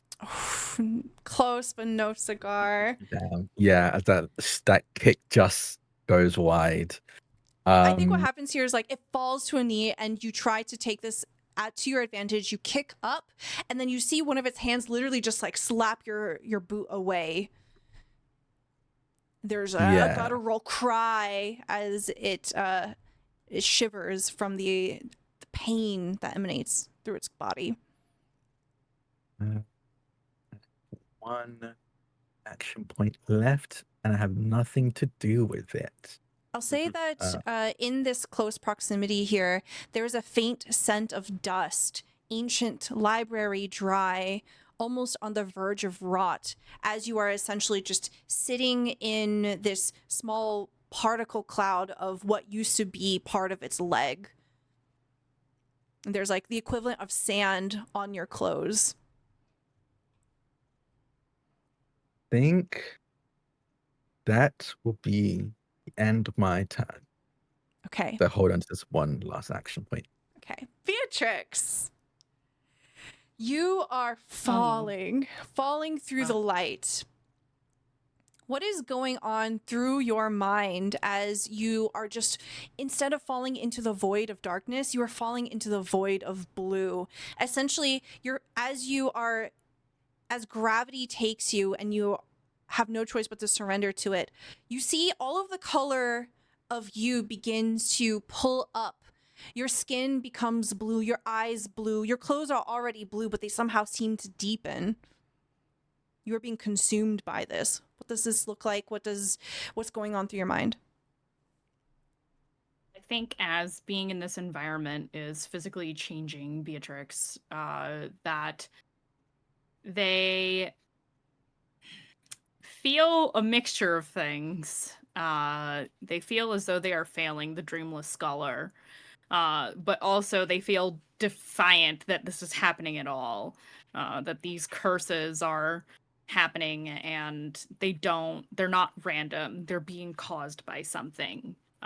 And the rage, I think, that she feels in response to all of these things happening to her as a result of this orchestrated cursing, I think just kind of wells up inside of them. And yeah, I think that pretty well encompasses how they're feeling. They're angry that this is happening. Yeah. Okay. So it's difficult to determine how long you fall. Time seems to stretch around you and all you see is light for so long. You feel yourself disincorporating, atoms coming apart, but as you blink your eyes, you find yourself back on the platform. And it is jarring. It feels almost as if there's been a disconnect, as falling into the well of light rewinds you 6 seconds, undoing your last turn. So the reality clock will go back up 2, and you see that you are standing there holding the anchor. But you haven't taken any damage. You haven't died. You've just been displaced. But it is now the start of your turn. What would you like to do? What does Beatrix think as you sort of snap back to reality? And it is so jarring. It feels like you've been pulled like a rubber band and brought back home. Oh, I have so many ideas now. I think my first question for you, Stella, is, do I feel deja vu right now? Yes. Oh, okay. Excellent. And for what everyone else sees, you see Beatrix fall, and then it's almost like a ghost slowly distorting back into place. And you can see that Beatrix's ghost just kind of goes back up from where they took the sonic attack, and they're back in the same spot, rewinded. Oh, Beatrix, it's rainbow like It's rainbow like after images. Yeah. Yeah. Oh. She just assumes Beatrix can do that. The whole magic thing is weird. They don't know how to question it. I would like, since we have reduced, I can see that the Archivist has taken a knee, and I can tell that physical harm has been caused. Obviously, I witnessed a lot of it to the Archivist, but I think I think Beatrix is going to kind of dig her heels in about preserving the archivist. So yeah, I'm gonna do the exact same thing I did before I lost this turn. However, first, let me just double check how many action points this feat takes really quick. Because I have, or rather, this discovery takes. Oh, it's only 10 feet. Oh no, 50 feet. And my question for you is, if I wanted to use instant repositioning, how many action points does that take? Do you mind reading it out to me? Skilled battle mage must first learn to master the art of battlefield positioning. Once per day, they may, as part of any movement, teleport themselves up to 10 feet per caster level. So for me, actually, that's 80. Is that 90 feet now? 90 feet. Yes. Yeah, I'll say that's just 2 action points. Okay. Yeah, so part of your movement, so that makes sense. Great. Then I will teleport however far it takes me to get up onto the shoulder of the archivist. Ooh, okay, okay. I love it. All right, so this is going to cost you 2 points. Yep. We'll say that as you manifest onto their shoulder, I'm going to need either a coordination or athletics check from you to hold on. Oop. Okay. Oh, that's a really good roll. What's my bonus? That's a 19 plus. I'm gonna do athletics because actually, dirty 20. Okay. You manage to grab a fistful of a scroll, a parchment. You feel the paper crumple, but it acts as a sort of lever, a sort of rope here to anchor you into place as you manifest on their shoulder. Yeah, as they teleport up onto the shoulder of the archivist, you see that after image again. You see like this chromatic, ghostly image of Beatrix fade and fuzz out, and then you see them standing on the shoulder of the archivist. And I'm literally just gonna shove the anchor in its face and be like, "Remember yourself! Don't make me kill you." Okay. Target 20 Last try. speech with fortune. Yeah. Ooh, hell yeah. Okay. That's a really good one. That is a 28. Okay, that's a Total of 28. success. You see yet another book form in the air. The books themselves the books that became inert, they have not reverted. They are still static in the air here. So that is going to be a 5th resonant memory fragment. As you shove it into the face of the archivist, that will reduce their reality clock to 3, and they sort of recoil from it. And as my final point, because that was 5, I have 1 left. Yep. I would like to enter my stance again, which is the inspirational example stance. So the same one as before. So the blue modes of light. Actually, random question. Am I still blue? No. You have returned back to normal. All right, cool. Just make sure. You're cold though. Yeah. Oh, love that for me. A bit chilly. My cloak is kind of floating up around me. You can't tell if it's because I'm standing on its shoulder or not, but all those motes of blue light again get really bright to kind of catch the attention of specifically the bishop because he also casts magic. So same effect as before that I screenshotted in the chat. That you get assistance on spellcasting until the start of my next turn. I'll say that's it for me. Edges of your robe are rhymed in frost. That there's a bit of like the crackling bits of like crunchy snow that is manifesting on the edges of your clothes. Okay. All right. After Beatrix is Bishop. All right. So does Bishop feel like the archivist is like dying in this moment? Like, is there purpose to try to continue to preserve, or is there anything left to preserve, I guess, after Stitches just wailed on him? Definitely has suffered some terrible wounds here. You know that they are a curse. If you want more than that, I think you'll have to roll for it. Okay. Okay. Yeah. Let's try something. Yeah, I think they're just trying to figure out like what is left to do here. Okay. So that's going to be an arcane theory check from you, and we'll say that the difficulty is going to be 17. Ooh, a 19 on the dice plus 9, 28. Excellent. Okay. You're trying to piece together what's going on here, and you know for a fact that this entity has been corrupted. They are a curse. There is no way to undo the curse. Therefore, you have to slay it. But it seems that the effort that Beatrix is putting into this preservation of its identity, you're able to pinpoint those books that hover in the air. Though the archivist might not be able to be saved physically, maybe this has something to do with leaving something behind more than trying to save them. So continuing to try to preserve in their last moments here could give us a few more books, maybe, of information. Yes. So to what Okay. purpose those books are, you're not sure quite yet. Okay. So I think that's happening, and then all of a sudden Lath hits me with like a bundle of herbs and the sheet of paper that he was going for. So I think with my I would imagine my linguistic spell is still up. Yes. And can I look at the sheet of paper? Yeah, you look And at see it if- and it says the archivist in that very beautiful handwritten font.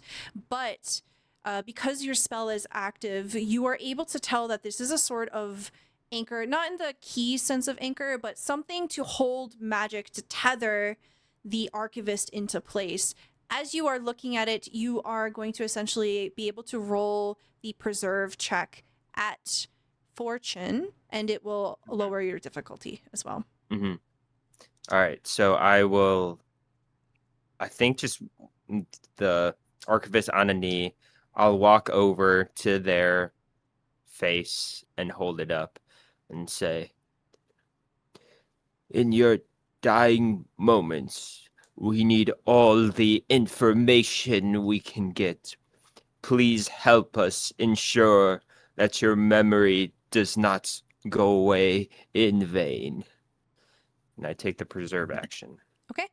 So that's going to be 3 action points, and you need to beat a 20 with your speech. But this is Okay. at fortune. Ooh, another 19 on the dice, plus 12, so 31. All right, excellent. So that is going to form a 6th resonant memory fragment and bring the clock down to 2.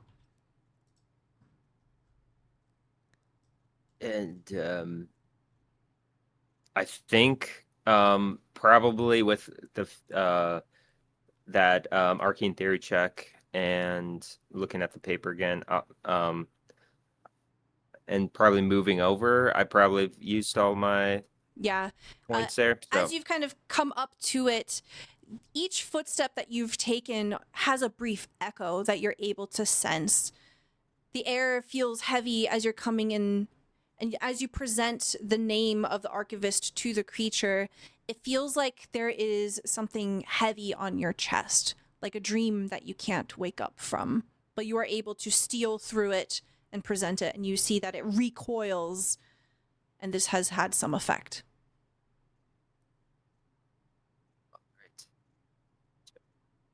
Okay. After the bishop is going to be the archivist. Let me roll my little die. Before it does, I'm Okay. going to use my immediate action again to exit lightning stance, which lets me attack again. Yeah, do it. That is a 53 to hit. That hits. Dealing 44 points of damage as I go for again the roundhouse kick the second time and actually connect this time. You said 44? Striking it across. we're like, 44, read yeah. this piece of paper. Bam! Okay. Kick to the head. Okay, so I'm... As Be you naughty. as you hit the archivist, there is that the crackling sound of your blow, smoke coming, the sound of paper crumpling, and you see that the archivist begins to shudder again. And as it does, the spine of this creature blossoms with more of that white flame, the feathering of very many pages coming from nowhere as it forms a set of wings as the Ooh. boss enters into phase 2 because it's hit a damage threshold. There is an enormous roar that trembles every pane of glass, every bookshelf in this place. You see more books just falling, almost like rain, all around you. It will activate its ability, Infinite Recall, triggered at half health. Every new turn, it replays one of its previously used abilities automatically at half damage, representing recursive time bleed. I love that. That was very good for me, actually. Okay, so before anything happens, I'm going to roll for the environment. And I need everyone to roll me a reflex save. The target number is 25. I just need to not fail. I just need to roll Natural not to crit 20 one. for a 38. Okay, that's very good. Nice. The reality reflex. rewrite is going to use gravity shift. Yes, reflex. 47. Okay, Yeah. you're good.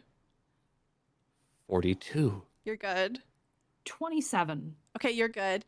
You all are able to resist as you feel gravity shifting. The platforms begin to tilt, and it is almost as if something in the room is trying to throw you into the abyss, but you're able to all stand your ground and shuffle back into place. So you're good. You don't fall. Okay, now it's going to be its turn. It is going to essentially do another word storm, and it's going to try to hit Lath this time. This is going to be an automatic attack at half damage. As the infinite recall, you see basically a ghost visage of a previous attack. Though it wasn't pointed at you, it goes into your direction. So it is going to hit you. Half damage. Damage rating 9. For 10 damage. I low rolled okay. that. Okay. No opposing roll needed for that. No. So you just take 10 damage here as this ghostly recursion of the long scroll just blades of words go flying in your direction. And then now it's going to start its turn normally, and it's going to try to hit Stitches. So it has to roll to attack. Why? Why? A misfortune. Why? Why? Why Stitches? He's not I'm doing just here anything. chilling. He's Why? chilling. Roll an This is 8. what Chilling Stitches guy. does. He just 30. hangs out. Is that a misfortune? Yeah, that's a misfortune. Yeah, that hits. Okay, I like it. Roll a God, d10. just to be hanging out and then get hit. That's so lame. So I'm sorry about that, unfair. What the Stitches. hell? That Take sucks. 80 That's damage as you just go wha-bam, hits you. You will suffer misfortune on your next charisma or intelligence-based roll. Too And- bad. I'm already uncharismatic and dumb as hell. Okay, so Joke's that was on his you. first one. It's going to do another one, and I rolled a 3, so that's Stitches again. Okay, 10. So it is going to hit you. Oh, wait, no. 32.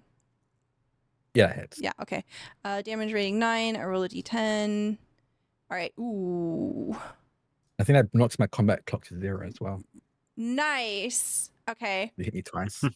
Okay. So you take 90 damage here as the other arm.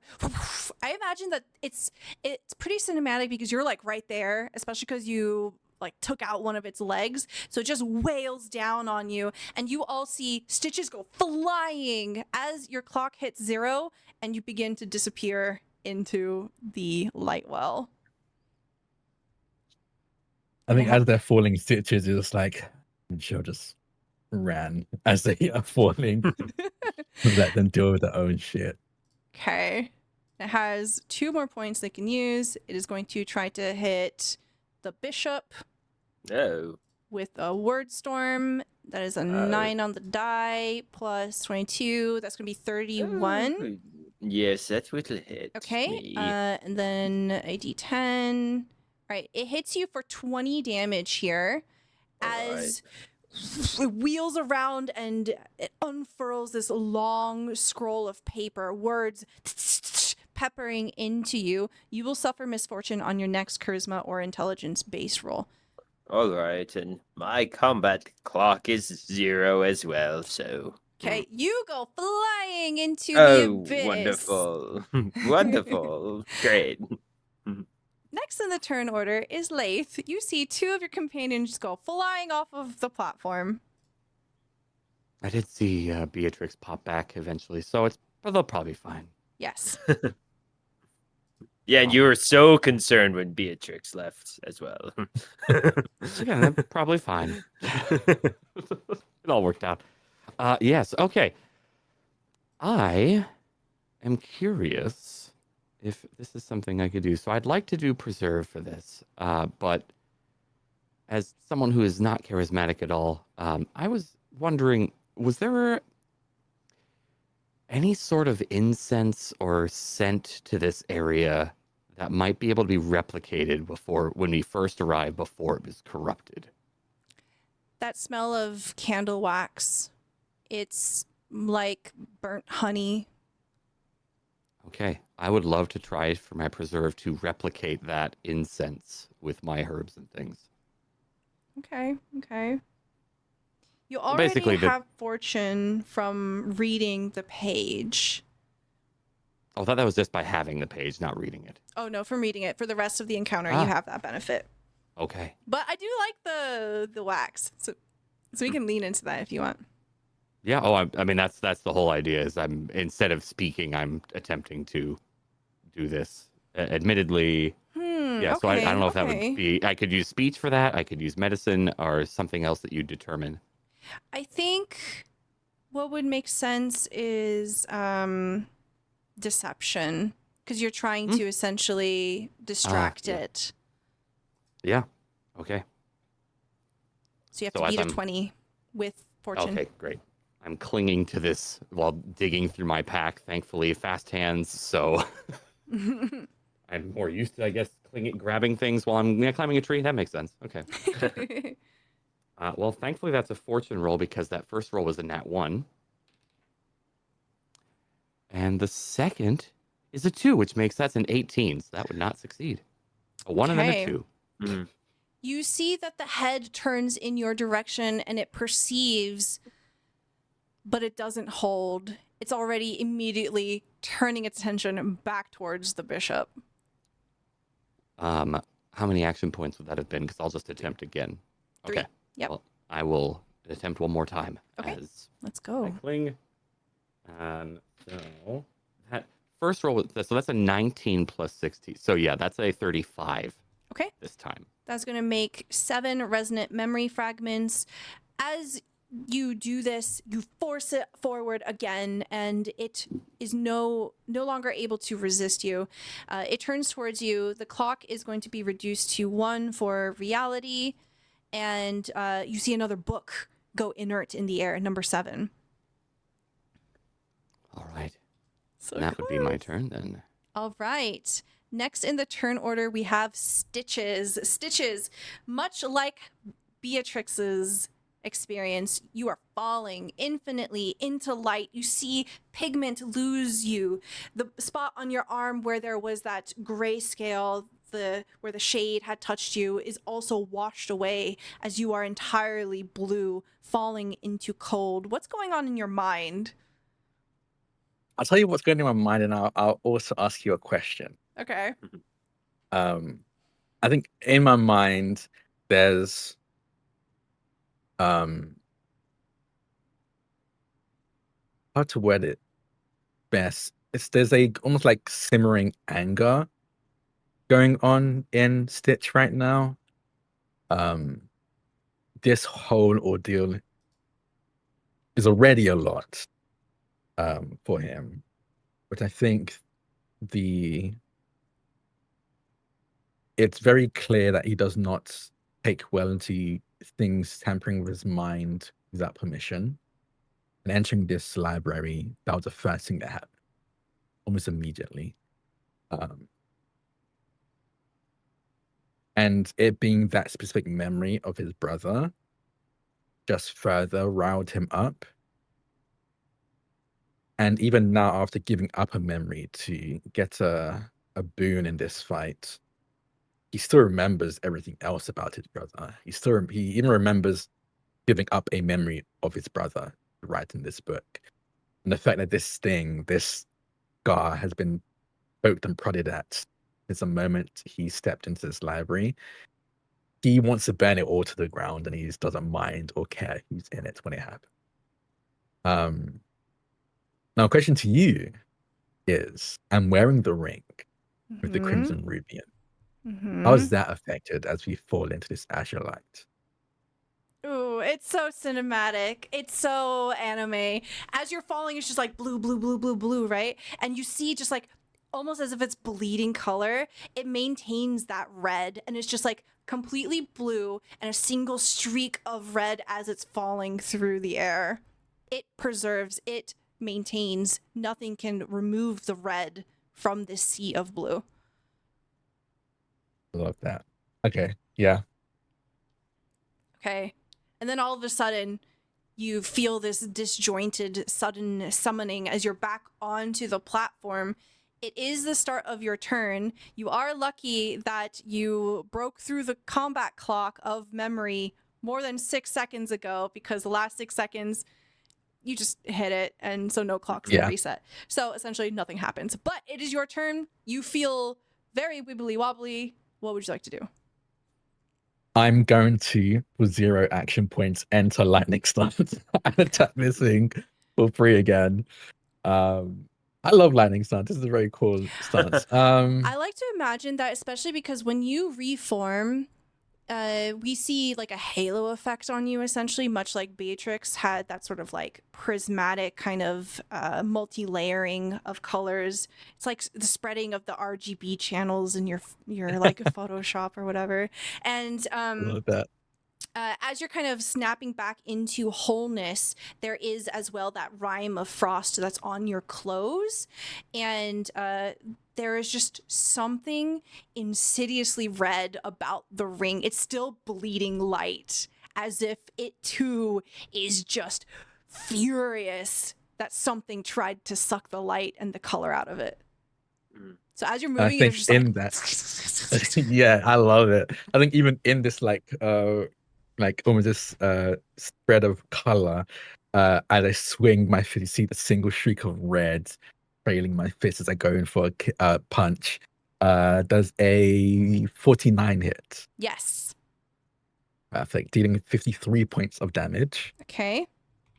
I'll do a full attack again. Oh, will I? I need to get. Does it look like the bishop wants to get out of melee? Because the bishop is still in melee. No, the bishop is falling through the hole. Oh, the bishop is falling, so I really can't do anything. Okay, cool. That's fine. That gives me I have nothing to worry about anymore. I'm gonna do a full attack then. Okay.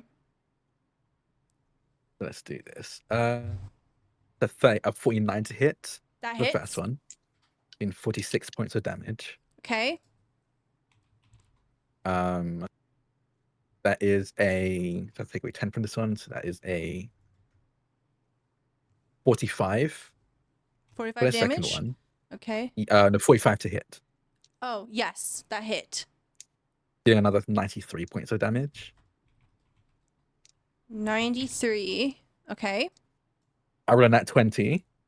Okay. So. Well, I take away 20, so it'd be a 36 to hit. Okay. 36 doesn't hit. Unfortunately, damn, we could have done some real cool stuff there. Unfortunately, it does Yeah. not hit. And then I'll end my turn. There's nothing I can do, like one action point. So just end my turn there. You are. I do want to. Mhm. I was going to say I wanted to check confirm a rule. Yeah. Just real quick. So was this a confirm critical system? It is, but they missed. Well, but they rolled a nat 20. I roll nat 20, I add 36 to it, which would be a 56. But then because my second attack Right, after the but- first, took away 20 from But a nat 20 is an auto hit, I believe, in confirmation. So you have to roll again to see if you just hit or you crit. Oh. Yeah, let's just do it. Roll. Okay, I'm sorry. I could be You're wrong. good. So do I there's no penalty, I just add my attack bonus. Yeah, you just roll regular. We're just confirming. Okay. Now would be the minus 20 though on the confirm though. On the confirmation. Okay, so it'd be like, so I roll a nat 20, Yeah. so I hit, but then if I Yeah, that makes sense to me. miss this roll, it's just a normal hit. No. You Yeah, may that's how that's proceed. yeah. Yeah. I was okay. sorry. That was like I thought we did confirm criticals because It that's is. No, no, you're Yeah. good. So just to explain to everyone, Please, yes. yeah, when you do an attack roll in Call to Power, it is a confirm crit system. So if you, for example, roll a natural 20, you have to roll the attack roll like normal again to see if it actually is a crit. And so if you succeed, it does, like, you don't have to get crits twice, but if you just succeed on the second one, then it makes the first roll a hit at critical, and then you will essentially manipulate the amount of damage that you do. Yeah. So Okay. it hits. Okay. It hits, and with the confirming, it is. I don't think this hits. I don't think this would be hit. This is. So that'd be 27 under confirmation. 27. That's right. No, yeah, you're Yeah. right. It does not. So it's just going to be a normal attack then. Just be a normal attack. Yeah. So So go ahead and roll damage. 50, that'd be 71 points of damage. 31. 71. 71. Oof, getting there. Okay. You are hammering away into the archivist's other leg, and you can hear the crackling, the breaking of books, and the destruction of paper all beneath your fingertips. And all the while, everyone can easily track, except Bishop, because he's falling, can track the red line of your attacks here. It almost looks, if you look very closely, it almost looks like a mouth is at the head of the ruby here, the after bleed. I Yeah, love that. That's cool. it's my favorite thing to describe now. Good job, thank you. High five. Anything else? I don't think my turn. Okay, That'd be my turn, Beatrix, it is your turn. Okay, so I see that people are getting damaged. This thing has evolved Pokemon style or entered phase 2 of big boss combat. It has wings now. And I'm still standing on its shoulder. Yeah. Yeah. Okay. So I see that this is not going the way I had hoped. Because Beatrix can't see the little countdown thingy that I can see. Mm-hmm. So I think well, there's only 2 left. There's if I one need left. to be- Oh, there's only 1 left. Oh, well, if I can be a little meta about it and yeah, I'll try. I will try preservation one last time and we'll see what happens, and if Okay. something happens then I have a spell I want to use that I put in the chat. Okay. So yeah, so I'll try. Do I do it with fortune again? Yes. Okay. So it's going to be a speech target 20 with fortune. Okay. Well, the higher of the 2 rolls is an 18 plus. That's a 29. Okay, that is more than enough. All right. So as you present the anchor again, This will bring the reality clock down to 0. What you see is there are a number of cracks that begin to form in the crystalline face of the archivist. It holds the image of the anchor that you are presenting, and it doesn't let go. It almost looks as if the image of it gets burned into its face. And as this happens, there's smoke and mist that begins to crawl out of the seams of it, and it hangs its head completely immobile as the 8th resonant memory fragment will stop and become inert, and the boss will lose a turn. Yeah. Okay, now it's your turn. The rest of your turn. Okay. So, yeah, I think even if it's losing a turn, this thing is no longer really I mean, it was already changing, but it really does not look like the archivist anymore. And I think from Beatrix's perspective, they believe that maybe there's no saving this, even though they were hoping they might be able to bend the rules this time. Yeah, I think that's kind of the way, like, that's just like the bittersweet thing about being a seeker. It's like you hold on to hope, you represent hope, but you know there's very little hope for those that have become curses. Yeah, absolutely. So I want to attempt to use this very complicated looking spell that I think I understand now. Okay. I would like to use Sanguine Razor. Okay. Against this thing, and I'm hoping. So it says that I essentially flick of a bloodied wrist is formed into a razor thin blade, but it is a planar 2D cone of blood. Can I angle it so that it doesn't hit any of my allies? Yeah, absolutely. Okay, cool. So then I definitely do want to do this. So I'm going to use Sanguine Razor. Essentially, without even like drawing Squallion, I'm just going to cut my wrist on the blade that's closest to my head to kind of flick it out into this cone and slice through the archivist. So for the folks at home, for each creature caught in this area, you must make a ranged touch attack with accumulating -10 penalty. So it would be 0 because I'm only targeting one monster. Yes. One individual. And I can also determine the order in which the attacks are made. So if it were multiple, I would make multiple attack rolls. And if successful, affected creatures are subject to spell rating 2 damage. Further, this attack has a critical range of 18 to 20. And then it says /X3. So I need help with what that means. And is considered a blade for the purpose of categorization. It doesn't have the blade's weapon properties and uses my con modifier instead of anything else. And it is considered to have the lethal weapon property. So my question is, if I magically reduce this boss to 0 with this attack, does that mean they die? Because it's a lethal weapon rather than KO'd? Yes. Okay. The critical range 18, 20, X3 means that if you roll 18, 19, or 20 on the die, it's considered a crit. And then the modifier would be ×3 instead of ×2. So what that would mean is essentially instead of increasing the highest die by 2 points, it would be 3 points. Okay. Excellent. Thank you so much. Yeah. So it says Exsanguination 2, so spell level 2, damage rating also 2. Did I get that right? Yes. Okay, cool. So then I have 2.6. Okay, so it is a ranged touch attack. So we'll need to roll there. You use your spell attack bonus plus a 1d20, and it is going to be against the touch defense of the archivist. Okay, so I'm rolling the d20 first. Okay. Right? To make sure I'm hitting? Yes.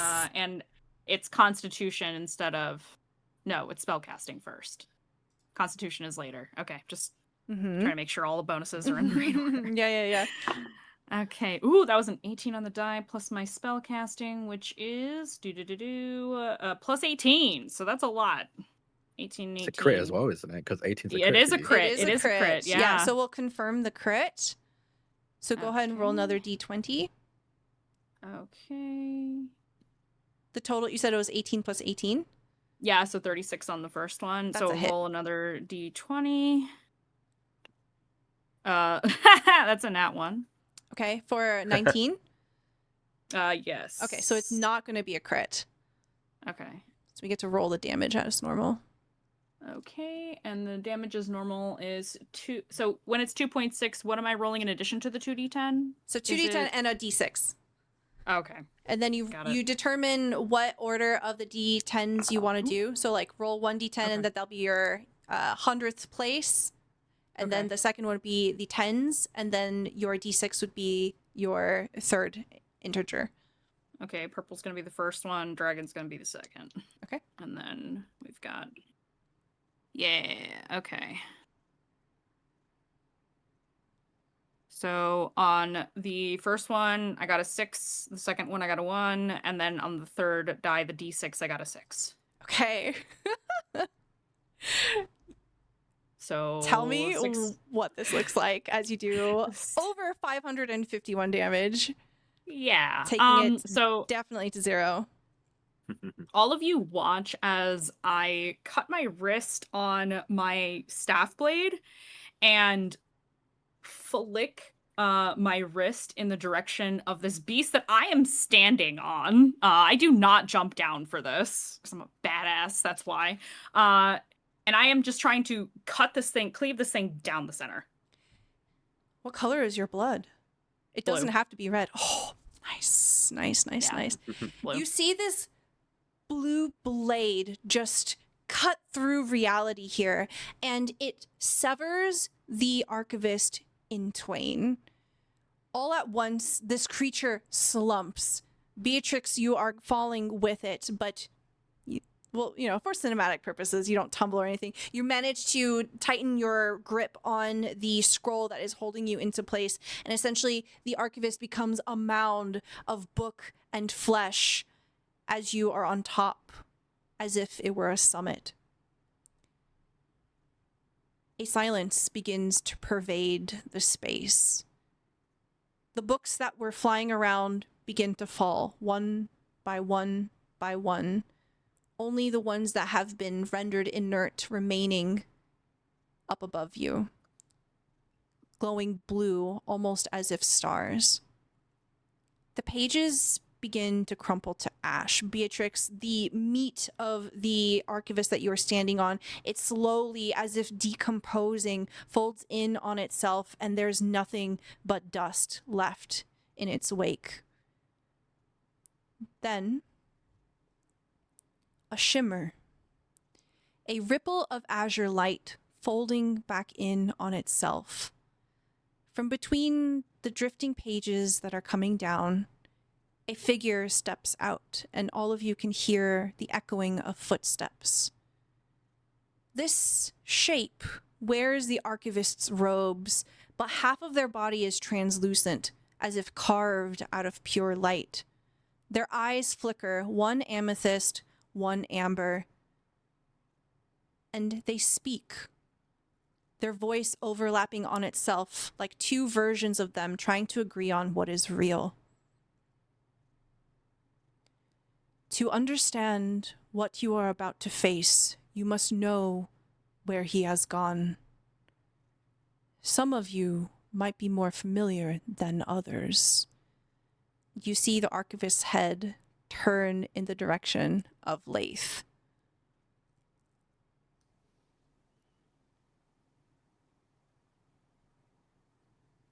I'm climbing down the bookshelf at this point. Just watching you come down. So it appears this half-spectral image bears a likeness to the archivist that you first saw, but they are changed. They are not entirely here. Something holds them to this place, but perhaps not for long. There's a unnerving peace and calm as they regard the rest of you. So this is not the archivist, it's something else. It could have been the archivist. It could potentially be one of you in the future. It could be anything.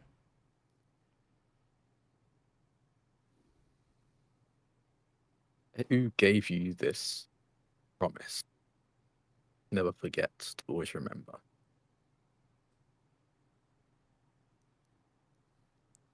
I serve the dreamless scholar. I am bound to this place. I won't be as I was. But until Shano falls, I will haunt this room.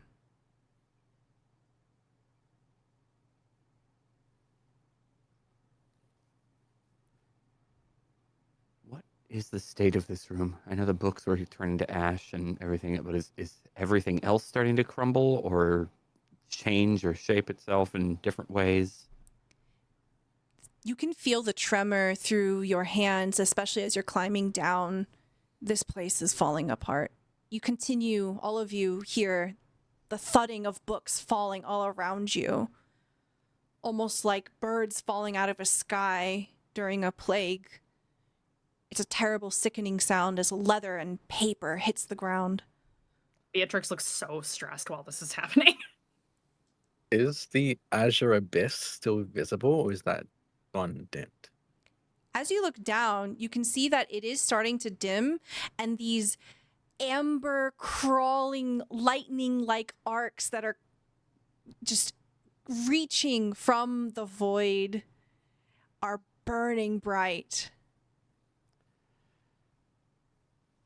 We should leave now. We didn't get an anchor or anything, did we? From this? Are you looking or are you saying that out loud? Yeah, I'm looking around. Okay. You don't see anything, but you can see that the archivist, or what was the archivist, or what looks like the archivist, is beholding you, looking at you with purpose. The shape of it flickers, distorting, almost as if unstable, and you can hear the sound of distant sand spilling over itself.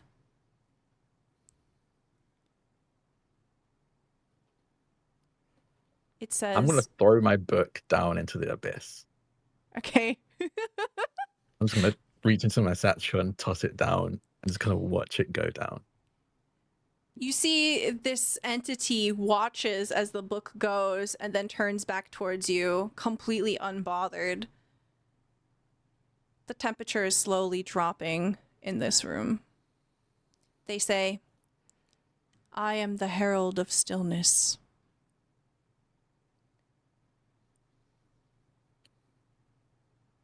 Before you is a task that I am of the belief can only be undone by you.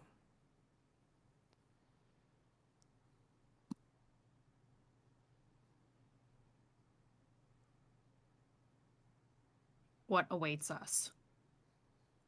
Beatrix is going to turn towards the half-spectral figure.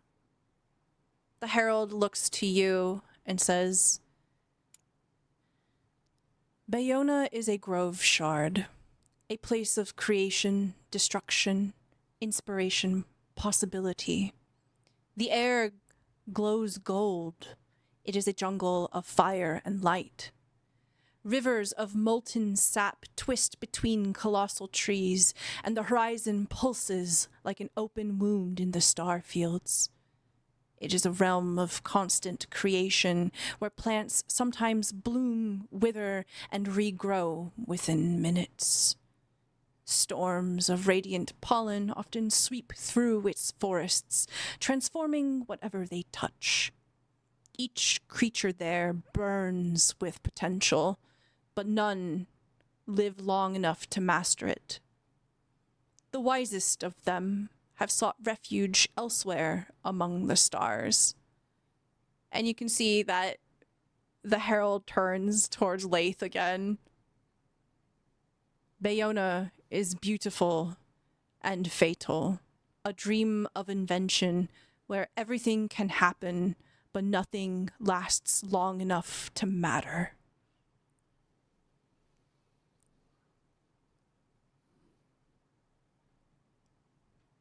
Looking down at this abyss, do I get the same as I see this like amber crackling lightning almost crawling up? Does it have the same energy as the veils we open up in the Seeker's HQ? Roll me Arcane Theory. Oh, which technically I have misfortune on because I'm Yeah. connected. Oh no. I rolled 2 nat 20s. I'm not even joking. I got 2 nat 20s. Hold on. No way. I don't Okay. think it helps me because I think I have like a minus in it.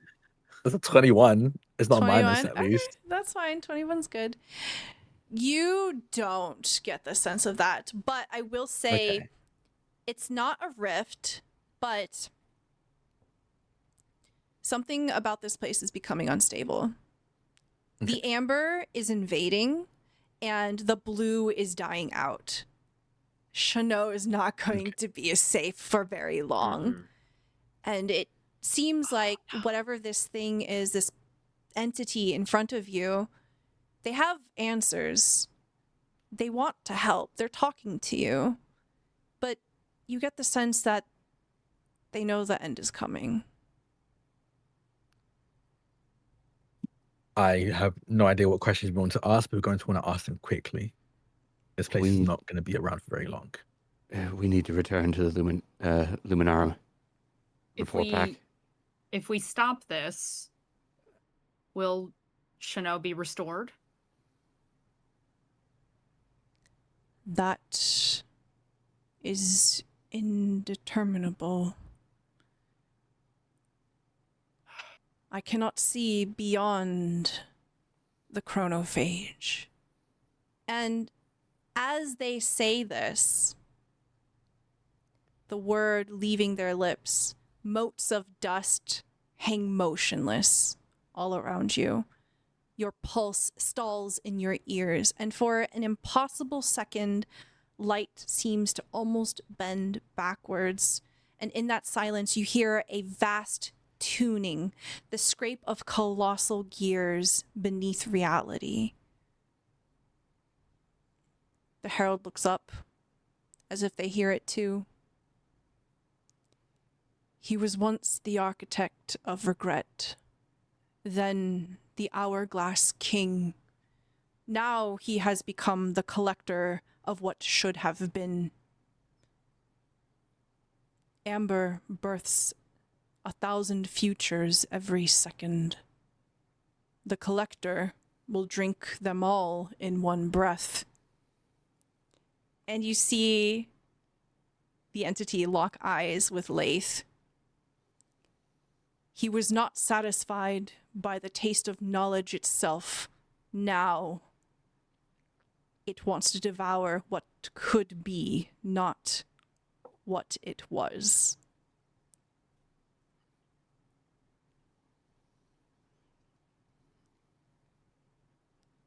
As they say this, Laith, you get the creeping suspicion that they're trying to say that the chronophage is going to try to eat the devouring flame. Yeah, no, it's not great. Not okay with any of this. We need to go now. How do we get back? You would all know that, especially with the anchor that Beatrix revealed, you're able to open rifts just wherever you want. You don't have to necessarily go all the way back. And especially because each one of you has an anchor, so you can do that at any time. But as you say that, the Herald of Stillness lifts up their hand, and you see unfurling from their fingers a crystalline monocle framed in silver filigree shaped like interlocking runes. The glass inside of it is fluid, a shifting translucent azure hue as it moves like thought itself. It holds it out to you, Laith. And you can tell just by looking at it that this is an anchor. Absolutely receive it. And Thank you. Anything else we need here? And looking to the rest of them. I'd like to get out of here as soon as possible, please. Beatrix says nothing, but looks very conflicted.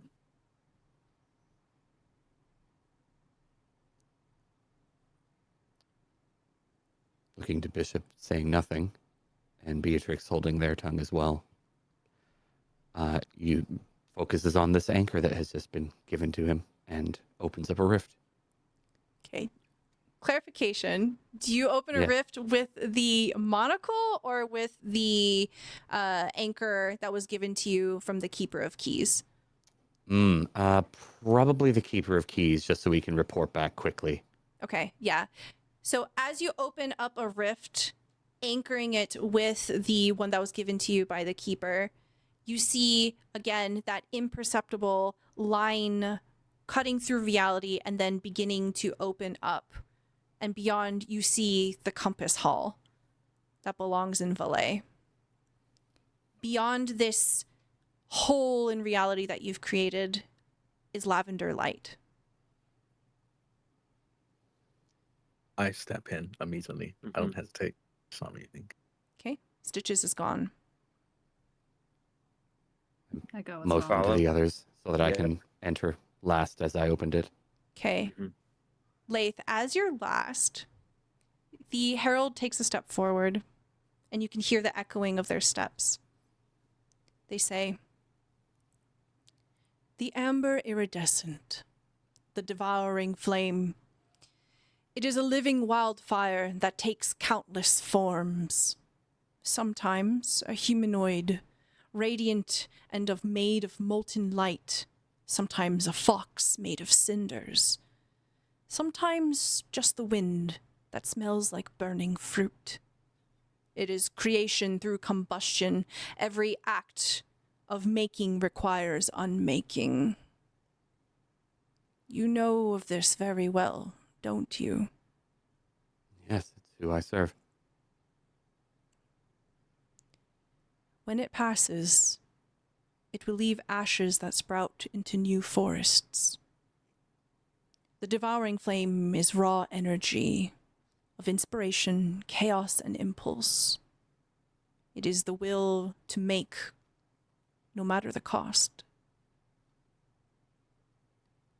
The collector of what should have been will take the devouring flame. I have seen it. But what I have not seen is what you will do in the face of it.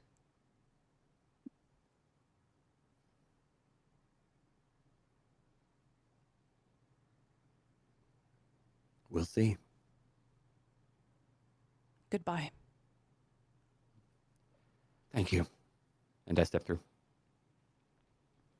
And then the scene fades to black. And that will be our session for Call to Power, episode 3. Whew. Okay, so you get to add to your inventory, Laith, the mnemonic lens. I think I said that correctly. When you look through it, I'm just going to tell you all this now because that way you know how it works and you can just whip it out. When you look through this monocle, the world gains subtle layers of detail. Faint writing appearing on surfaces, shimmering like an afterimage of notes scrawled by an invisible hand. Walls will hum with forgotten commentary. Books simmer with phantom annotations. And the air remembers every question that's asked in the room that you wear it. Ooh. If you want to use it, it is going to require a use magic device check with a target number of 16. And I'll copy paste all this to you later. But you have that in your inventory. And you now have Lovely. the anchor to go to Bayona. Okay.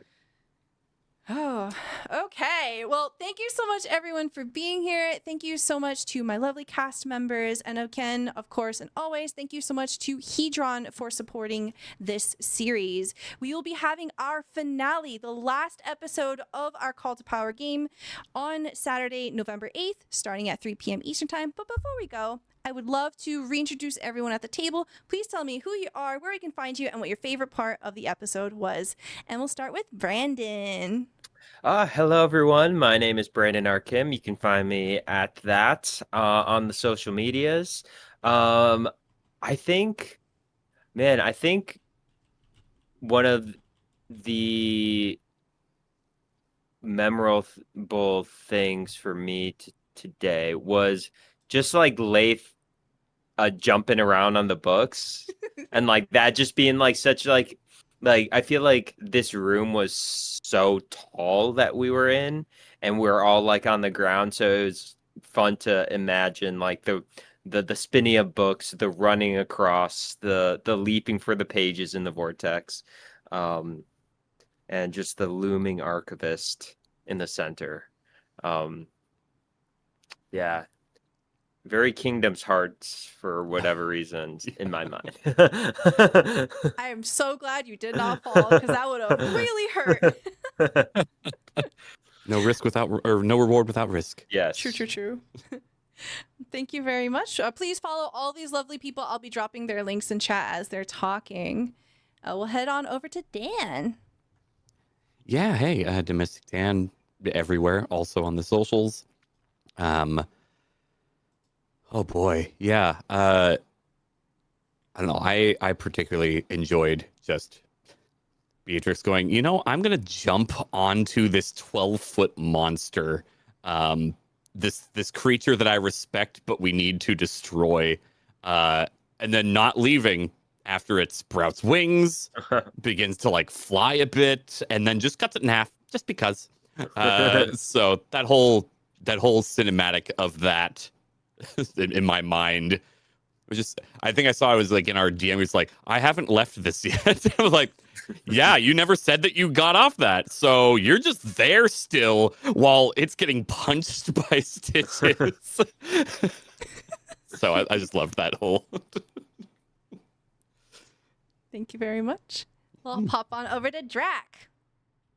Hi, I'm Drac or Draconics. You can find me on all socials at Draconics. That's DRAKONIQUES. I'm mostly on Blue Sky, so just add a .itch.io to find me there. But today I was playing Stitches. And my favorite part, I think, was the time loop aspect of if you fell Yeah. off, you'd like rewind. That was very cool. Mhm. That told us about the combat clock, but not about what would happen when it hit 0. So I was like, oh, what's gonna happen? Are we gonna like be sent to another world? What's gonna happen? So the rewinding of it was a really cool Mhm. mechanic to add to it all. Especially when the actual rewind of like the either the memory or the reality clock where we affected being undone Right. if we did it in that last 6 seconds was a really cool mechanic. I think that was definitely my favorite thing there, my favorite moment. Thank you very much. I had fun. I was like, oh, Drac gonna love this. Of course you are. Drac if you're unfamiliar, Drac is just anything with time.